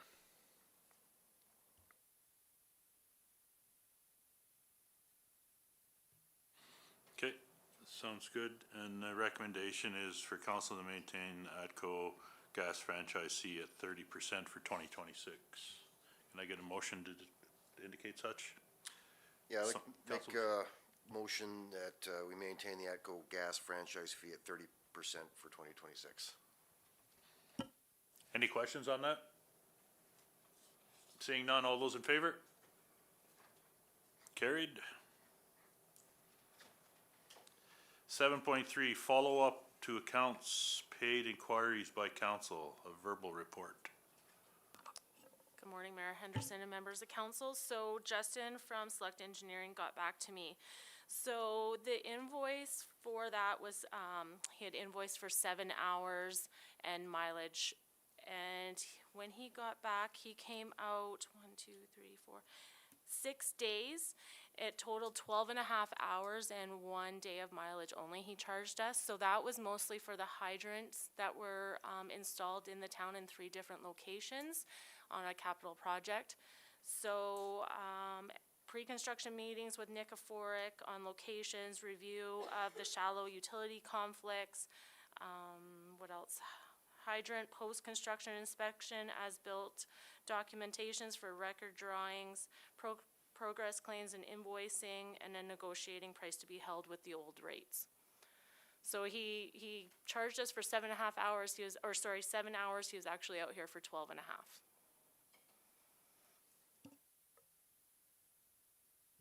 Thank you. Any questions on that? A motion to accept that information, accept that presentation as information? Motion to accept that as information. All those in favor? Carried. Old business, 9.1, 651 Fire Consulting. Mayor Henderson, members of council, the purpose of this report is to respectfully request council give consideration to the fire inspections through 651 Fire Consulting for the town of Gibbons. Did council want me to read this, or would you like to just ask any questions? Anybody got any questions on that presentation from the question that was asked at last meeting in regards to why things are done the way they're done?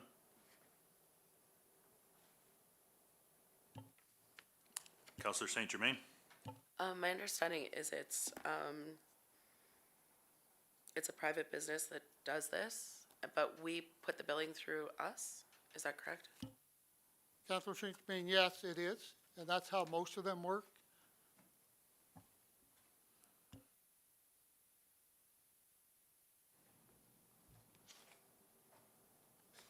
Councillor Brack? I understand that's how most do it, but is it the right way to do it, I guess would be my question. I guess I struggle with the fact that you have a private business doing work for a company, but we're being used as the middleman. We're getting the bill. That's where I have that's where I struggle. I excuse me, sorry. I understand that you can say that that's how it's usually done. I just don't know if that's the correct way of doing it. I wouldn't want to be getting a bill from someone for services that they did for someone else. I don't want that liability. I just don't think it's right. Councillor Burak, what happens is the residents or the businesses will ask us as the fire department or somebody else to do a fire consulting, or through our quality management plan, do the investigations or check for lock boxes, check for fire suppression in the restaurants and stuff. Mr. Coveney used to be the deputy chief in the department, and he moved into Sherwood Park. He's an investigator for them, and he's still our fire marshal in the town and does this through us. So as they ask, he comes in and does the work. We bill, we collect the money, and we pay him as required on his contract. So it's just like GFL. They come and collect the garbage. We pay them, and we collect from the residents. It's almost the same thing as the GFL contract or something. It's just along the same lines as the way we do business.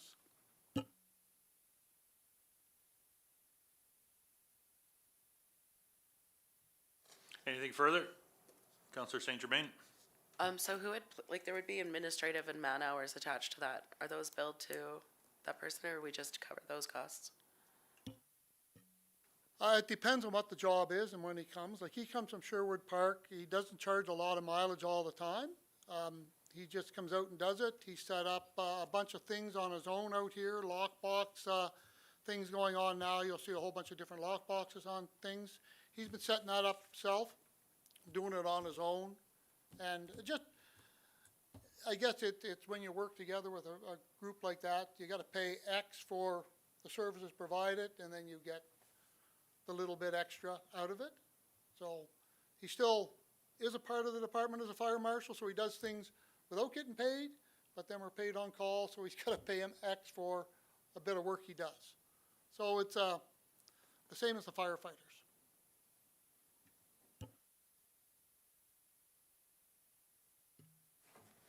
Anything further?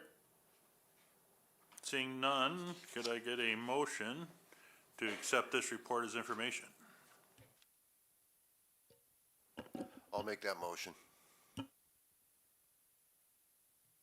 All those in favor? Carried. Carried. 9.2, Municipal Planning Services Contract, a verbal report. Good morning, Mayor and Council. At the previous council meeting, a request for information on the contract with Municipal Planning Services was made. In review, we do not actually have a contract with them. They are a consultant. If we need them, we call them, they bill us. So currently, the Municipal Planning Service has worked with the town of Gibbons, I don't even know how long, over 20 years. I find their name on files going back over 20 years. They are our planning, subdivision authority. So they review all subdivisions, do all of the notifications to all of the appropriate departments, provincial, adjacent municipalities, et cetera. They also, if we get a complex planning question, I call them. They are, the only contract we have with them right now is the land use bylaw review and rewrite, which we are in process with at this time. And do we have any questions? I'm not sure who brought that question.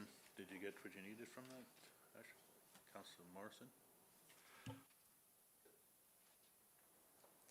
So we don't have a contract with them to be our authority. We use them on an as-per basis. Yes, that's correct. Okay, but there is a contract for the land use bylaw rewrite. Yes, that's correct.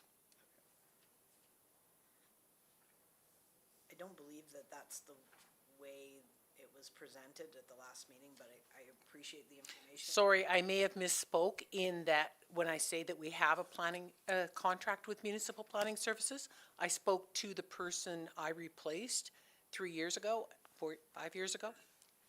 and I was told at that time, no, there is no contract. It's just they are our consultants, so if we have questions, we go to them. And then they bill you. And then they bill us an hourly rate for that, as well as we did request a quote for the land use bylaw rewrite, and they provided it, we accepted it. We have a contract with them for the land use bylaw rewrite. They do service a very large number of municipalities within the province, so they are a very trusted and respected organization. I've worked with them most of my 20 years in the field. No, understood. I did the research on them. I just, there was no value attached to the contract, and there was an indication there was a contract. So Susan, those. Sorry, I misspoke on that one. Yeah, no worries. Thank you, appreciate it. Councilor Saint Germain? I'm just wondering, who is it that you spoke with that was previously here in your position? Louise Botter was the previous development officer, and then she retired, and I was hired. And so has this been the company that we've used for Over almost 20 all of years. 20 years we've used this company? They know the history of the community, so there is a value in that. Thank you. You're welcome. Anything further? Seeing none, can I get a motion to accept this as information? I'll make the motion to accept his information. All those in favor? Carried. 9.3, Emergency Access Road, South Gibbons. Mayor Henderson, members of council, so, the discussion come up about an emergency access road out of the south. So, I did some wandering around and looking and talked to our engineer, and the most feasible way to do this, it would be coming off the back lane behind 53rd, building what I called a structured road, solid enough to hold vehicles, but a paved walking path is what it would be. In an emergency, we would open gates and let vehicles flow out. So that was the best route we could find to come out. It would be come behind the cemetery and out onto 51st Street. And the cost was provided in this package with it. So if there's any questions?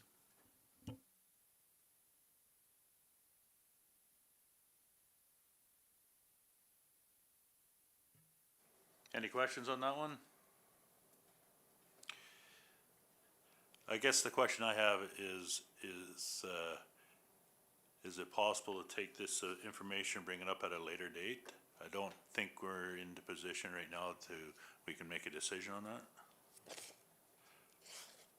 There are some options there for council.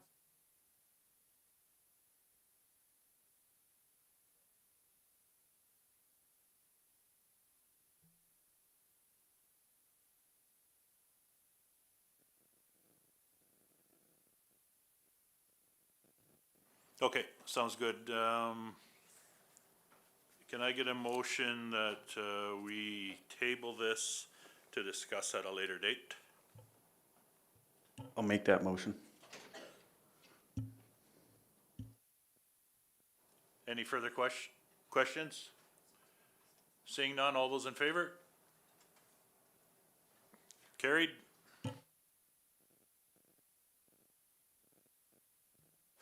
Ten point one, office hours during the 2025 holiday season.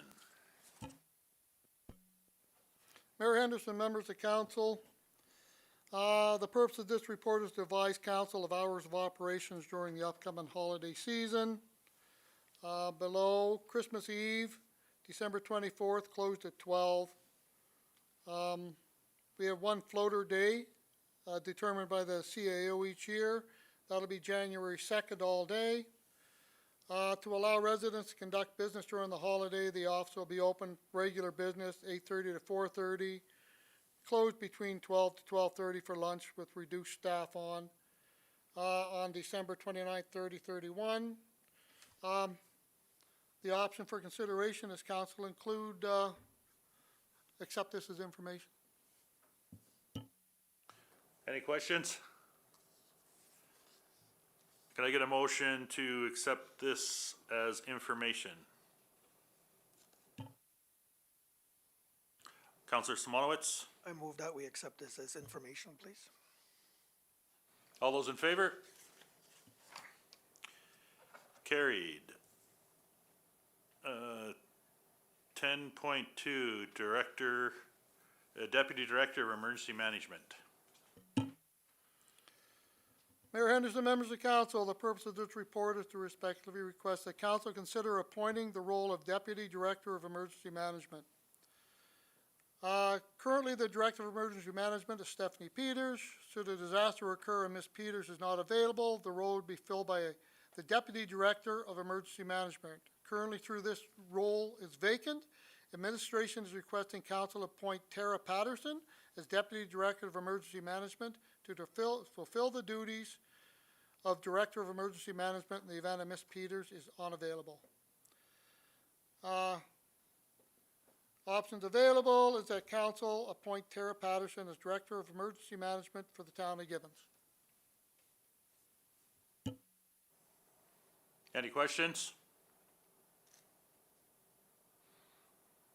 Can I get a motion that council appoint Tara Patterson as the Deputy Director of Emergency Management for the town? Councilor Longstaff? I move that council appoints Tara Pattison as the Deputy Director of Emergency Management for the town of Gibbons. Any further questions? Seeing none, all those in favor? So carried.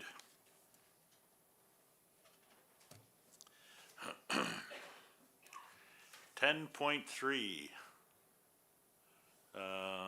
Request for provincial approval to increase the town of Gibbons debt limit and servicing.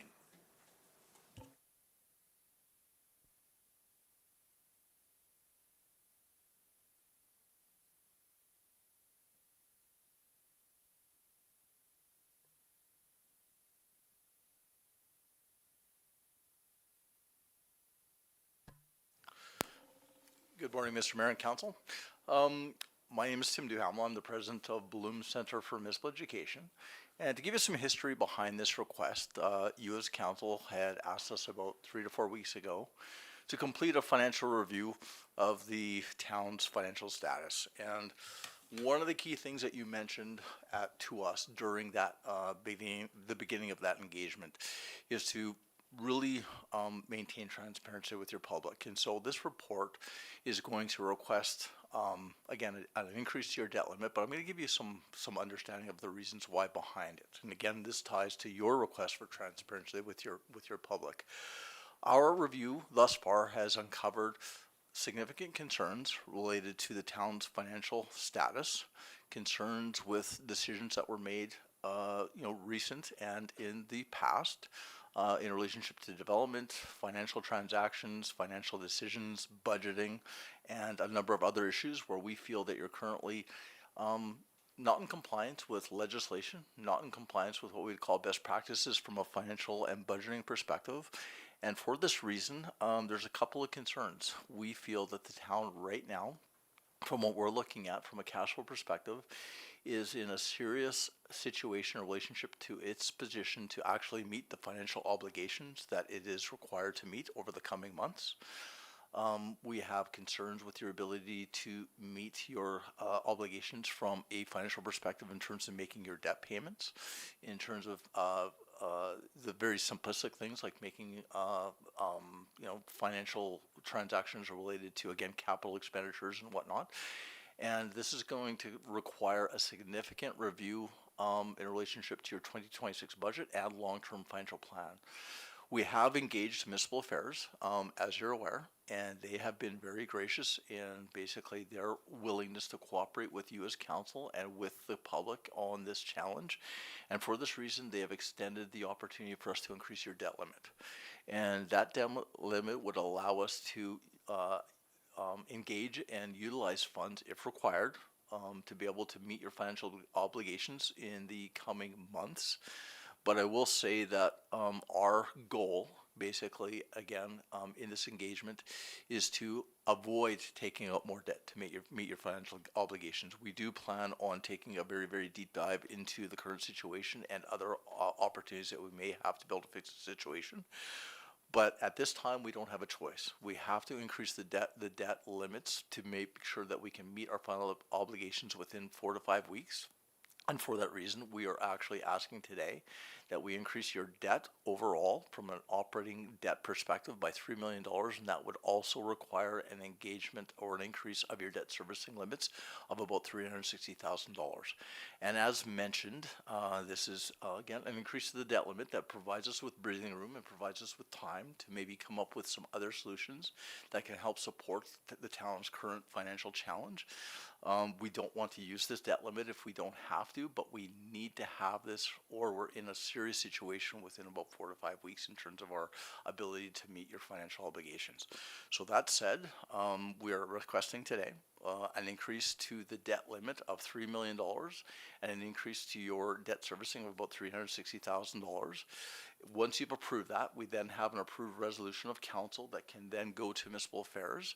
And we have written a letter on your behalf that we would then have to submit to basically the Minister of Municipal Affairs by today.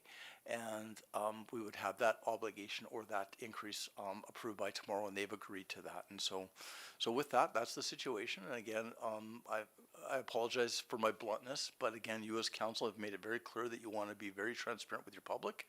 And from a professional perspective, I think the time is now for us to begin that. Embedded in this report is also the beginnings of a public engagement plan.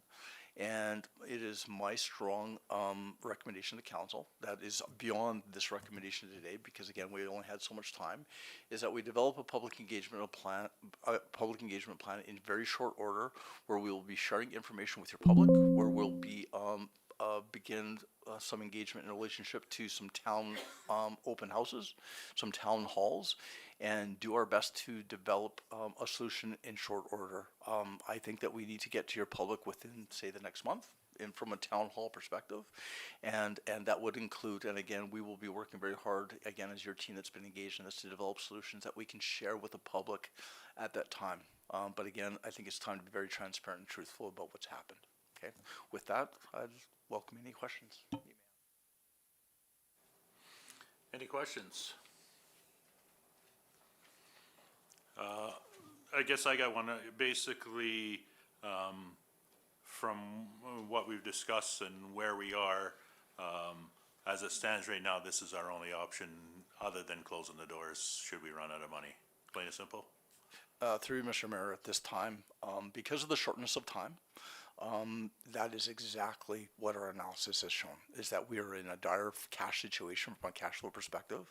We have no operating fund in place. We have no reserves in place. And we're essentially 4 weeks out from basically not being able to meet our financial obligations. And so this is required. But I will say this again, because of, and you've been very strong in your leadership and your direction to us, we are going to look for other alternatives very quickly, again, based on your direction. And so we are going to roll up our sleeves and begin working on that based on, again, direction that we may receive from you later today. Councillor Simonowitz? I just would like to ask, is there any liability on the council's part in exceeding the debt limit? Through Mr. Mayor, no, there's no again, the issues that have occurred, and this has to be very clear to your public, have nothing to do with any decision that this council has made. Municipal affairs, and we're working very closely with them. Again, this is not in alignment with legislation, but they are making a special, change basically because of the situation here. This council would not be liable for any change. I can guarantee you, from this day forward, we are going to be very, very strict in relationship to how we spend funds, utilize funds, and we will come up with something that will be financially sustainable. But again, no liability for you as council. Yeah, I'm glad that you asked that question, because I just wanted to make a comment here to the residents who have showed up here, and anyone watching. Yeah, I mean, this is a situation that we've been placed in, unfortunately, and I want to assure you guys that we are working hard to dig us out of this, and Tim's a huge help. But we're committed to that, and we are committed to the transparency that we all ran on during the election, and we're committed for you guys to be all a part of this, a path forward.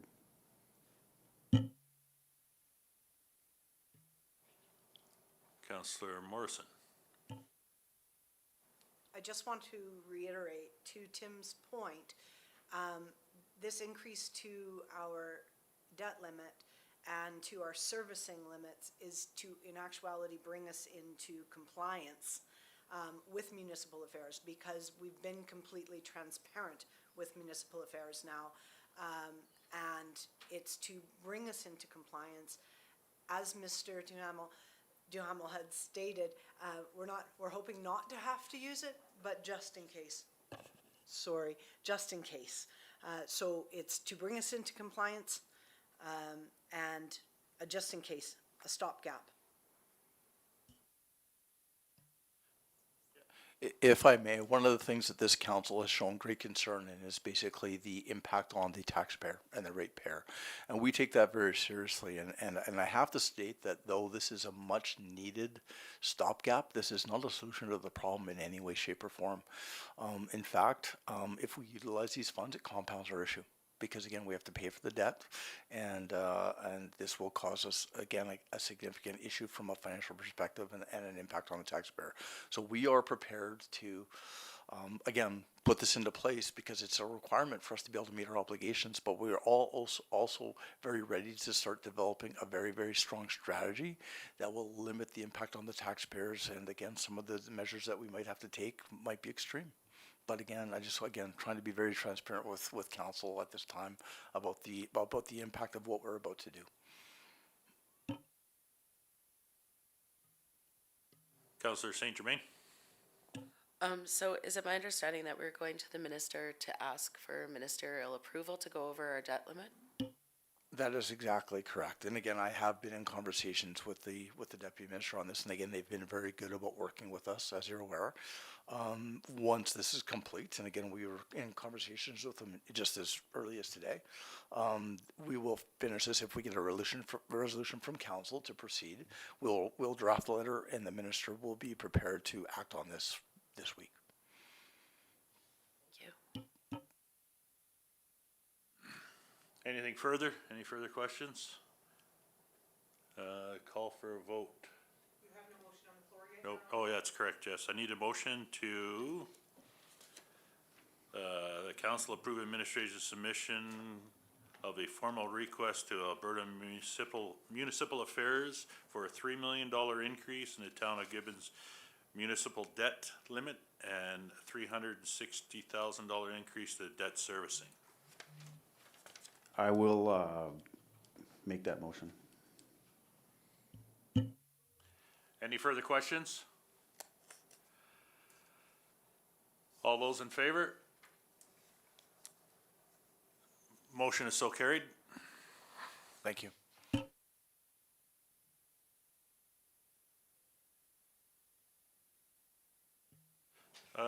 Section 11, bylaws and procedures, bylaw MOG 3-25, criminal record check for the election candidates.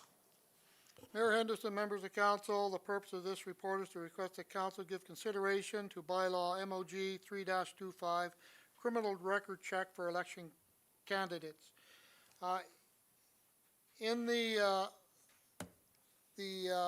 bylaw, we just want to remove on section 3.2, criminal record check must have been completed by RCMP. We want to remove by the RCMP out of the bylaw, and that's the only change to it.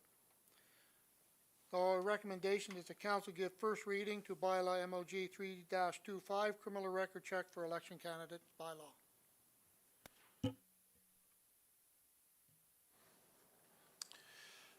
Any questions?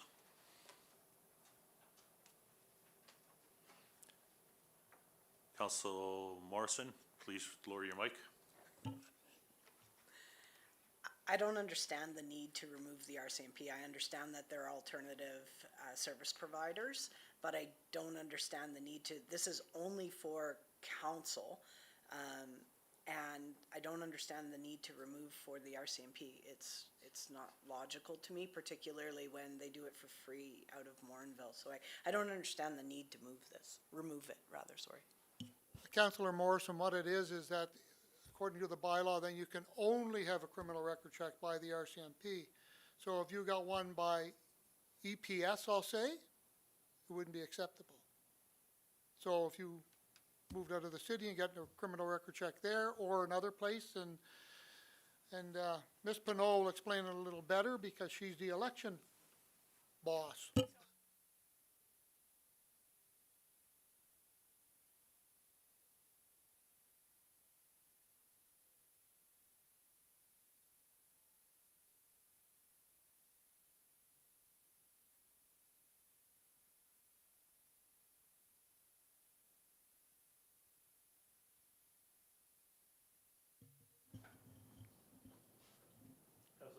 Councillor Saint Germain.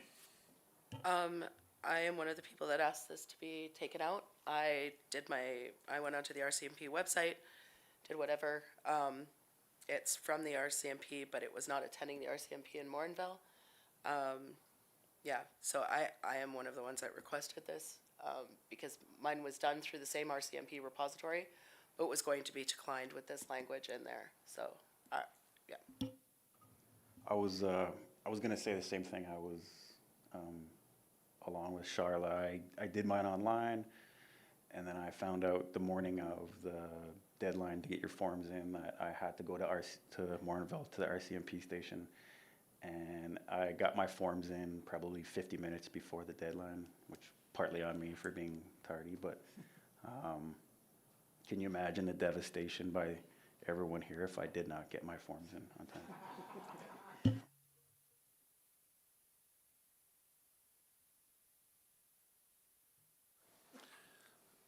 Any further questions? Okay, can I get a motion that council give this first reading? Can we go all the way to third on this one since it's being so minor? Yeah, the procedure for passing a bylaw within one council meeting is that council actually needs 4 motions.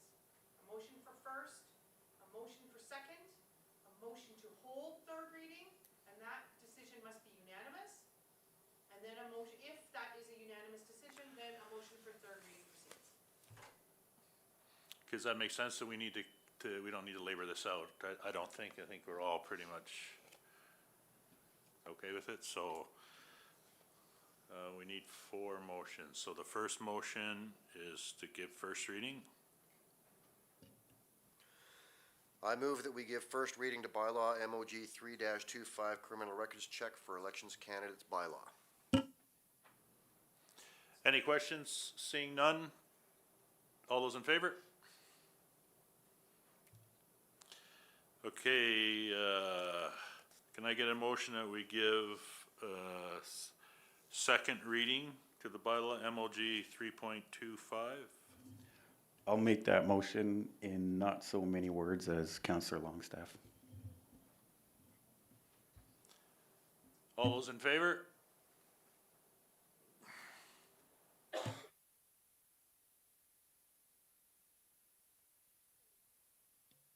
I'll make a motion to hold third reading. All those in favor? Carried. And I need a motion to give third reading. Councillor Simonowitz. I move that we give third reading. Any questions? Now's the time to voice your opinion. Should we keep it or remove it? Only because it got Travis in.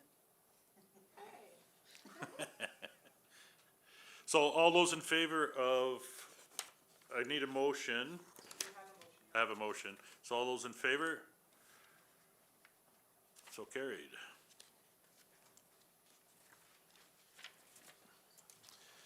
All right. 11.2. Bylaw PLU 3.25, amendment bylaw for land use. Mayor and council, this is a bylaw.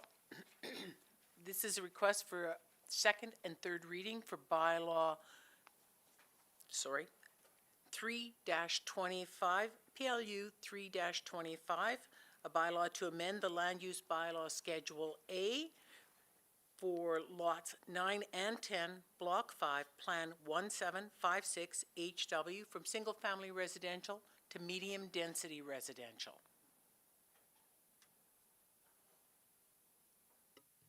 Can I get a motion to indicate such, giving second reading to the bylaw? Council, so just so you're aware, this was what you had your public hearing on. So you still need to proceed with the readings of the bylaw.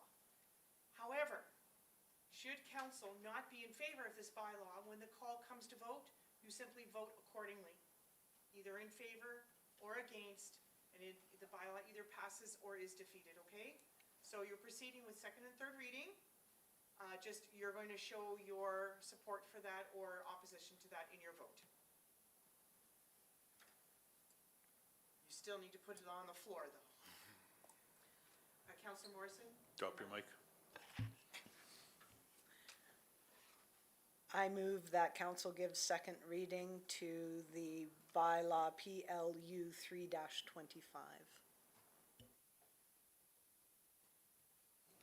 Any questions?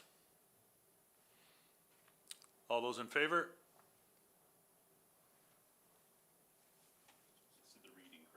Just to the Just to the reading. reading, yes. Just to the reading, yes. No? No? Remember, if you have those readings. We accept it you're all as in presented. favor, the bylaw passes, which Okay. means we redistrict. Okay. So, you're either, if you're against the bylaw, you're not raising your hand Right. right now. Okay. Until the mayor calls for those against, right? All right. Or opposed. So all those in favor of the amendment to the bylaw? Opposed? Motion is defeated. So you do the same thing with third, otherwise we have to bring it back for third Okay. reading at another council meeting. All right. Can I get a motion for third reading? Councillor Saint Germain? I make a motion for third reading. Okay, all those in favor? Opposed? Motion is so carried, No, so or you're on- defeated, sorry.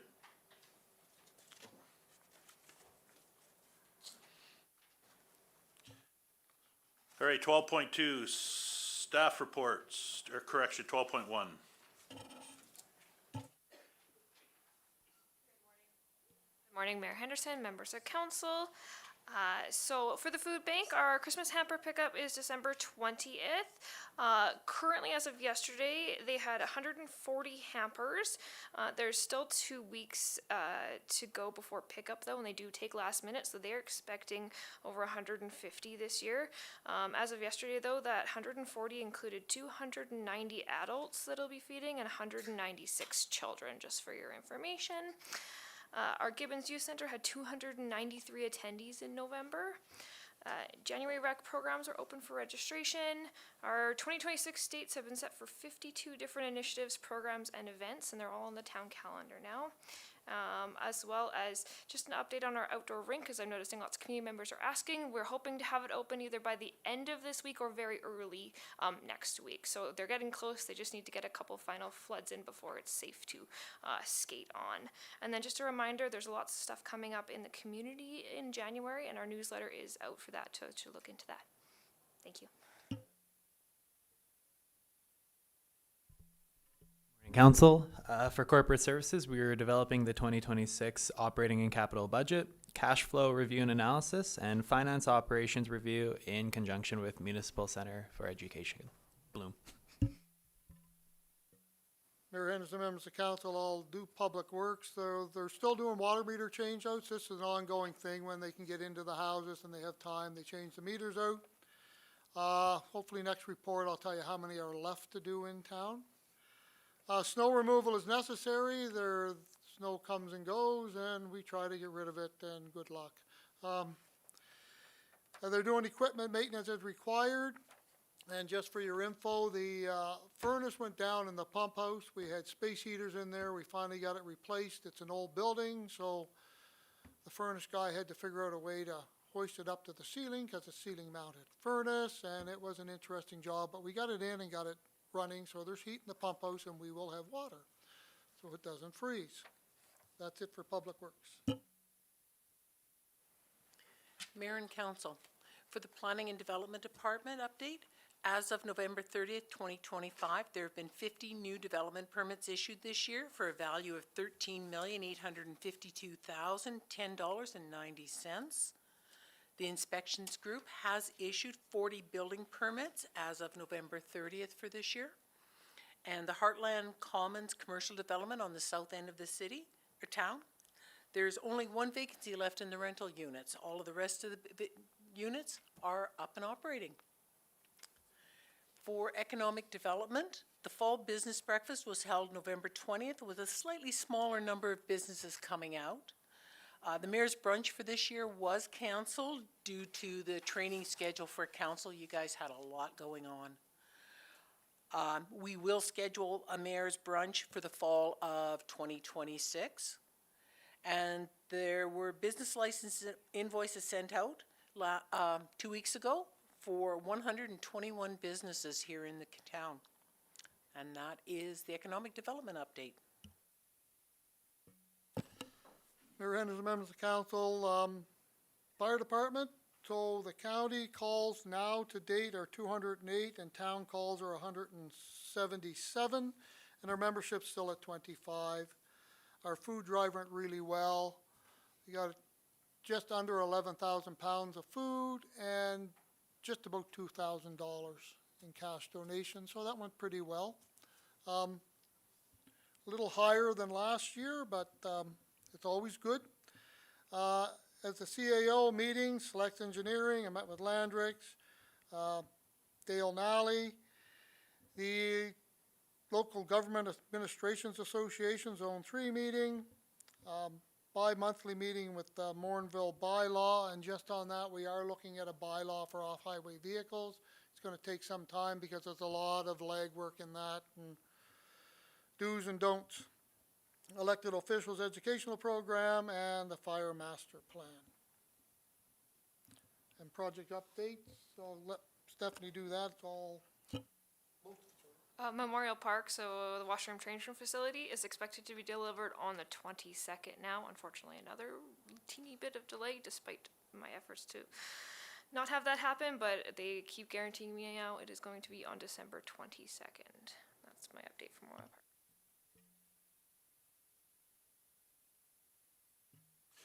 Excellent, thank you. Can I get a motion to accept this as information? Council Smonowitz? I move that the admin reports be accepted. All those in favor? Carried. Committee reports. Anybody have any committee reports to give? Anybody attend anything? Councillor St. Germain? So on November 27th, I did the Homeland Housing Board meeting. November 29th, Mayor Henderson and I attended the Morinville Parade. November 30th, I spent the day at the food bank, helping out with the food drive. And there was a meeting with municipal affairs. Councillor Morrison? I attended the Edmonton Salutes Committee and the in-person holiday meeting of the Edmonton Salutes.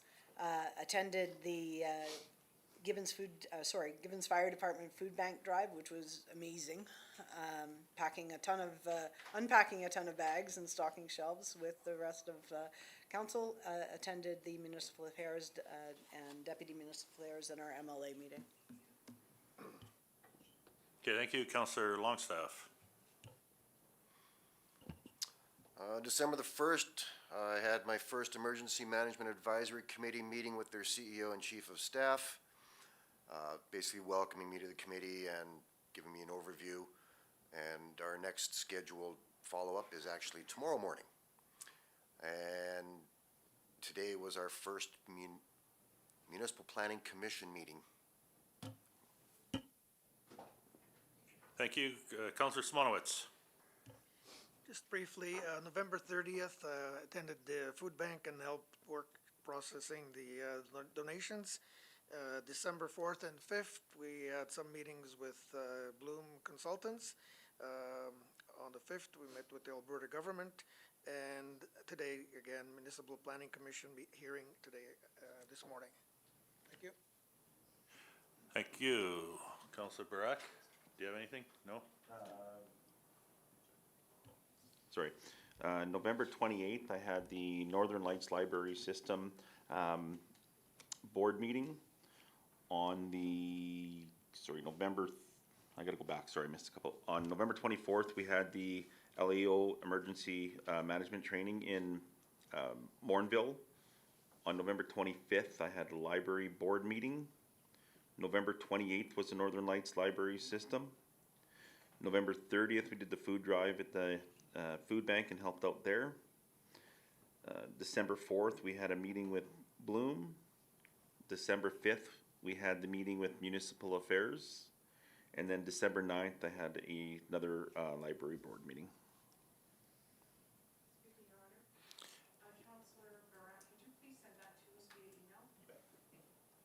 Sorry. Counselor Curry. Yeah, I did the emergency services information and training on the 24th in Morinville, the Bloom meetings and whatnot. On November 28th, I attended the Arrow Utilities board meeting just out of Fort Saskatchewan. Saturday the 29th, I was the most svelte Santa Claus ever at Gibbons School for the Christmas market. And then on the 30th, the Sunday, along with all these other beautiful people, I helped out at the food bank for the food drive. And then later that afternoon, I went to a vintage toy show in the city and bought myself some G.I. Joes. Thank you. As far as committees go, since the last meeting, I haven't had any committee meetings. Some of the events I attended was the food bank drive, of course. Very interesting to see it from the inside looking out, how busy they are and exactly what they do in there is quite interesting. And I had a meeting with the mayor of Sturgeon County yesterday, so that's kind of my extent. Alrighty. Can we get yours also via email? No. Okay, sure. I thought you knew what I went to, so that's why okay. You forgot the parade at Morinville with me. Yes, the fun parade at Morinville. It was cold. Okay, correspondence, 14.1.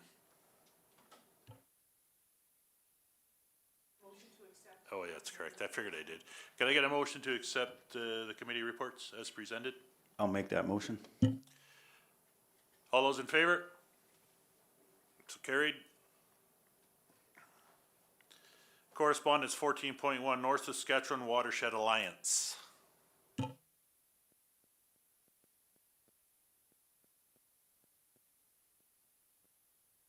I see it's a bill.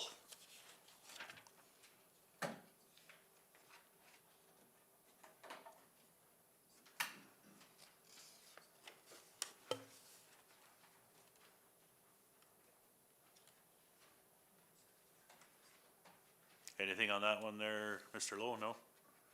No? Yes. That is looking for the town of Gibbons to renew its contribution, so that would be the reason for the bill. So if that is something that council would like to do, we will require a motion that the town of Gibbons renews its contribution Okay. to the North Saskatchewan Watershed Alliance Yeah. for the $1,815. Have members of council had an opportunity to review the attached information from the Watershed Alliance? Anybody? You guys had a chance to read it? No. Yeah, I would Simonowitz? just like to say, I sit on that, I'm the council rep on that, but they haven't met. My understanding is that they only meet twice a year. So I guess I could put forward a motion that we continue to participate in the Watershed Alliance and pay the annual dues that they're asking for. So I move that.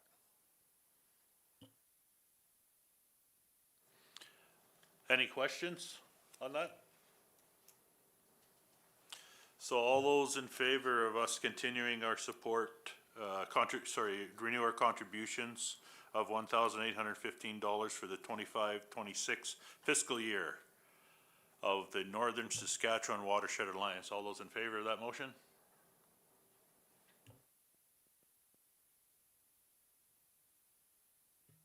Those opposed?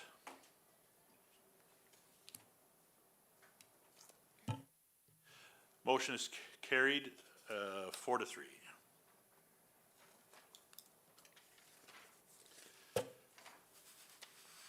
$14.2, National Police Federation.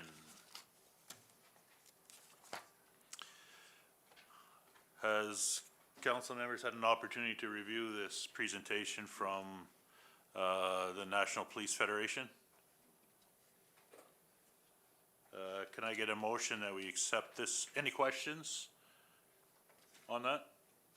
Seeing none, can I get a motion to accept this National Police Federation document as information? I'll make the motion to accept as information. Yes, there is a lot of information in there, and it's a good read. All those in favor of accepting his information? So carried.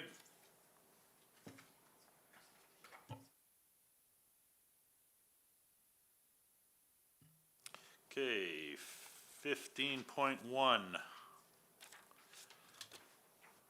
Municipal bylaw MOG 11 or 1-16 council procedure bylaw. Councillor Saint Germain, I believe you brought this forward. Yes, thank you. I wanted to make some changes, or suggest some changes. First, Councillor St. Germain, you have to put your motion on the floor. Make a motion to make amendments to MOG, what is it? 1-16.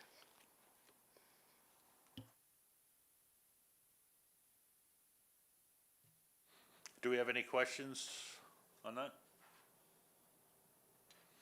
So can we take a vote on the motion to make amendments to the council procedures bylaw?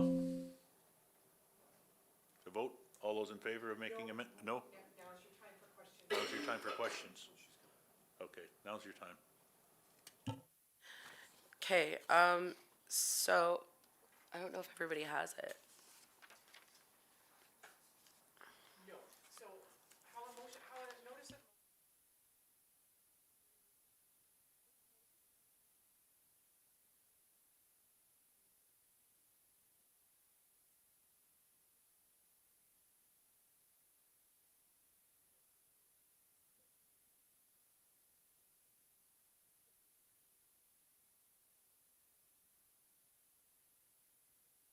go ahead and make your suggested changes.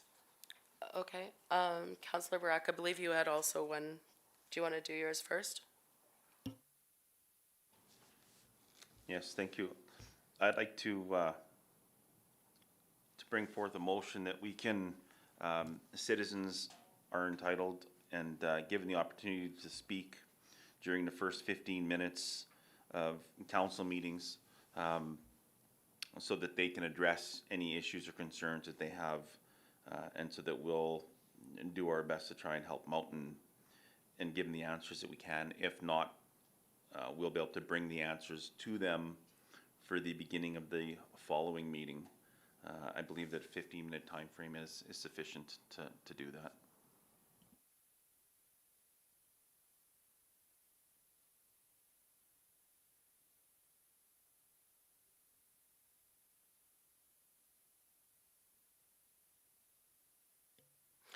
Thank you, Councillor Barak. So, do I just list them off by number?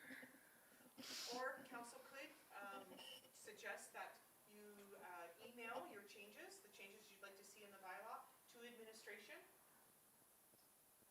Okay, I will email to administration and include mayor and council of the suggested changes. Can I suggest that somebody make a friendly amendment to your motion, that they move to, direct it to, for council to advise administration of any suggested changes to MOG 1-16, and that a draft bylaw be back to council once the draft bylaw is prepared? Okay, I can make that friendly amendment, right? You can't, somebody Nope, else I has to can't. make that for you.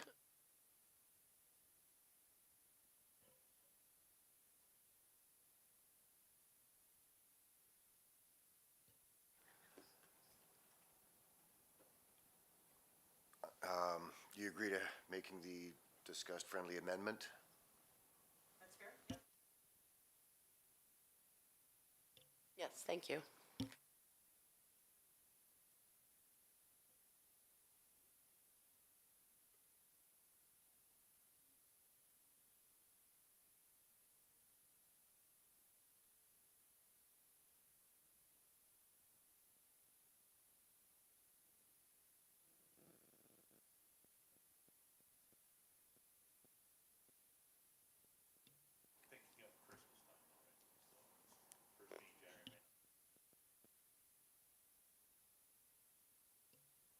Um,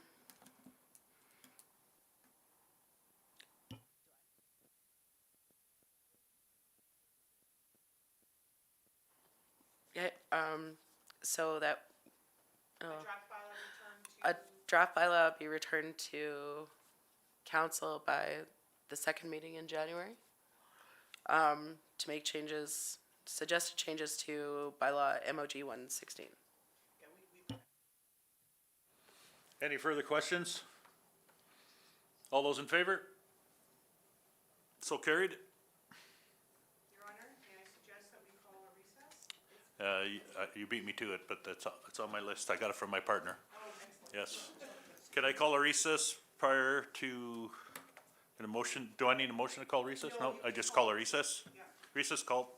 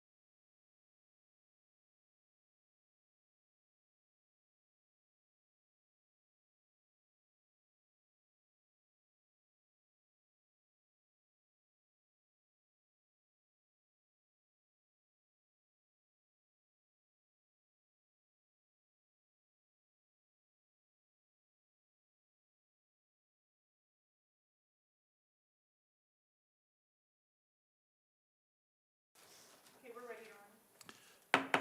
Call the meeting back to order. Could I get a motion for us to enter closed session with regards to org structure under ATIA number 28 and contract discussion under ATIA section 28? I'll make that motion under your words. All those in favor? So carried.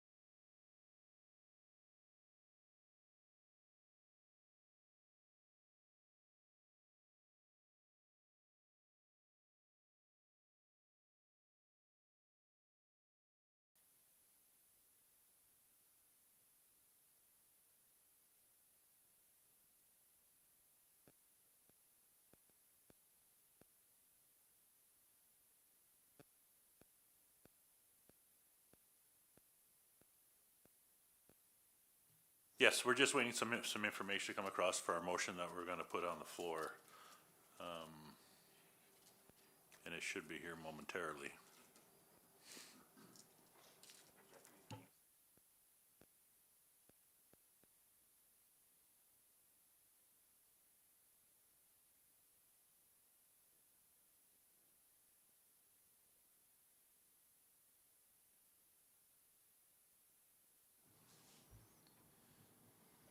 I'd like to make a motion, move to direct Mayor Henderson to sign the Bloom Management Services proposal.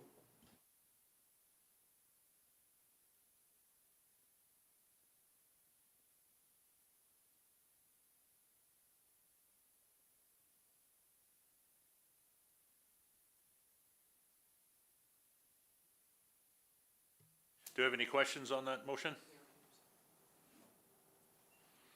All those in favor of the motion as read? The motion is carried.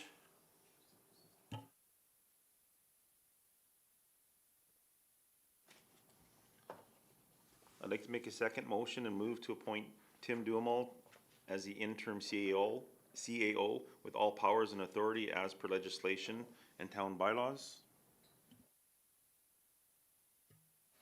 Do we have any questions on that motion? Seeing none, all those in favor? Carried.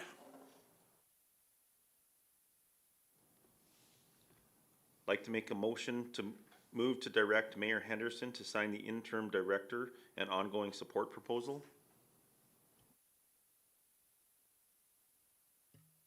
Any questions in regards to that? All those in favor? So carried.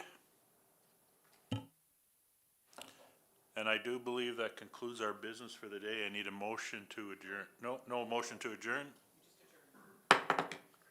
At 13:06.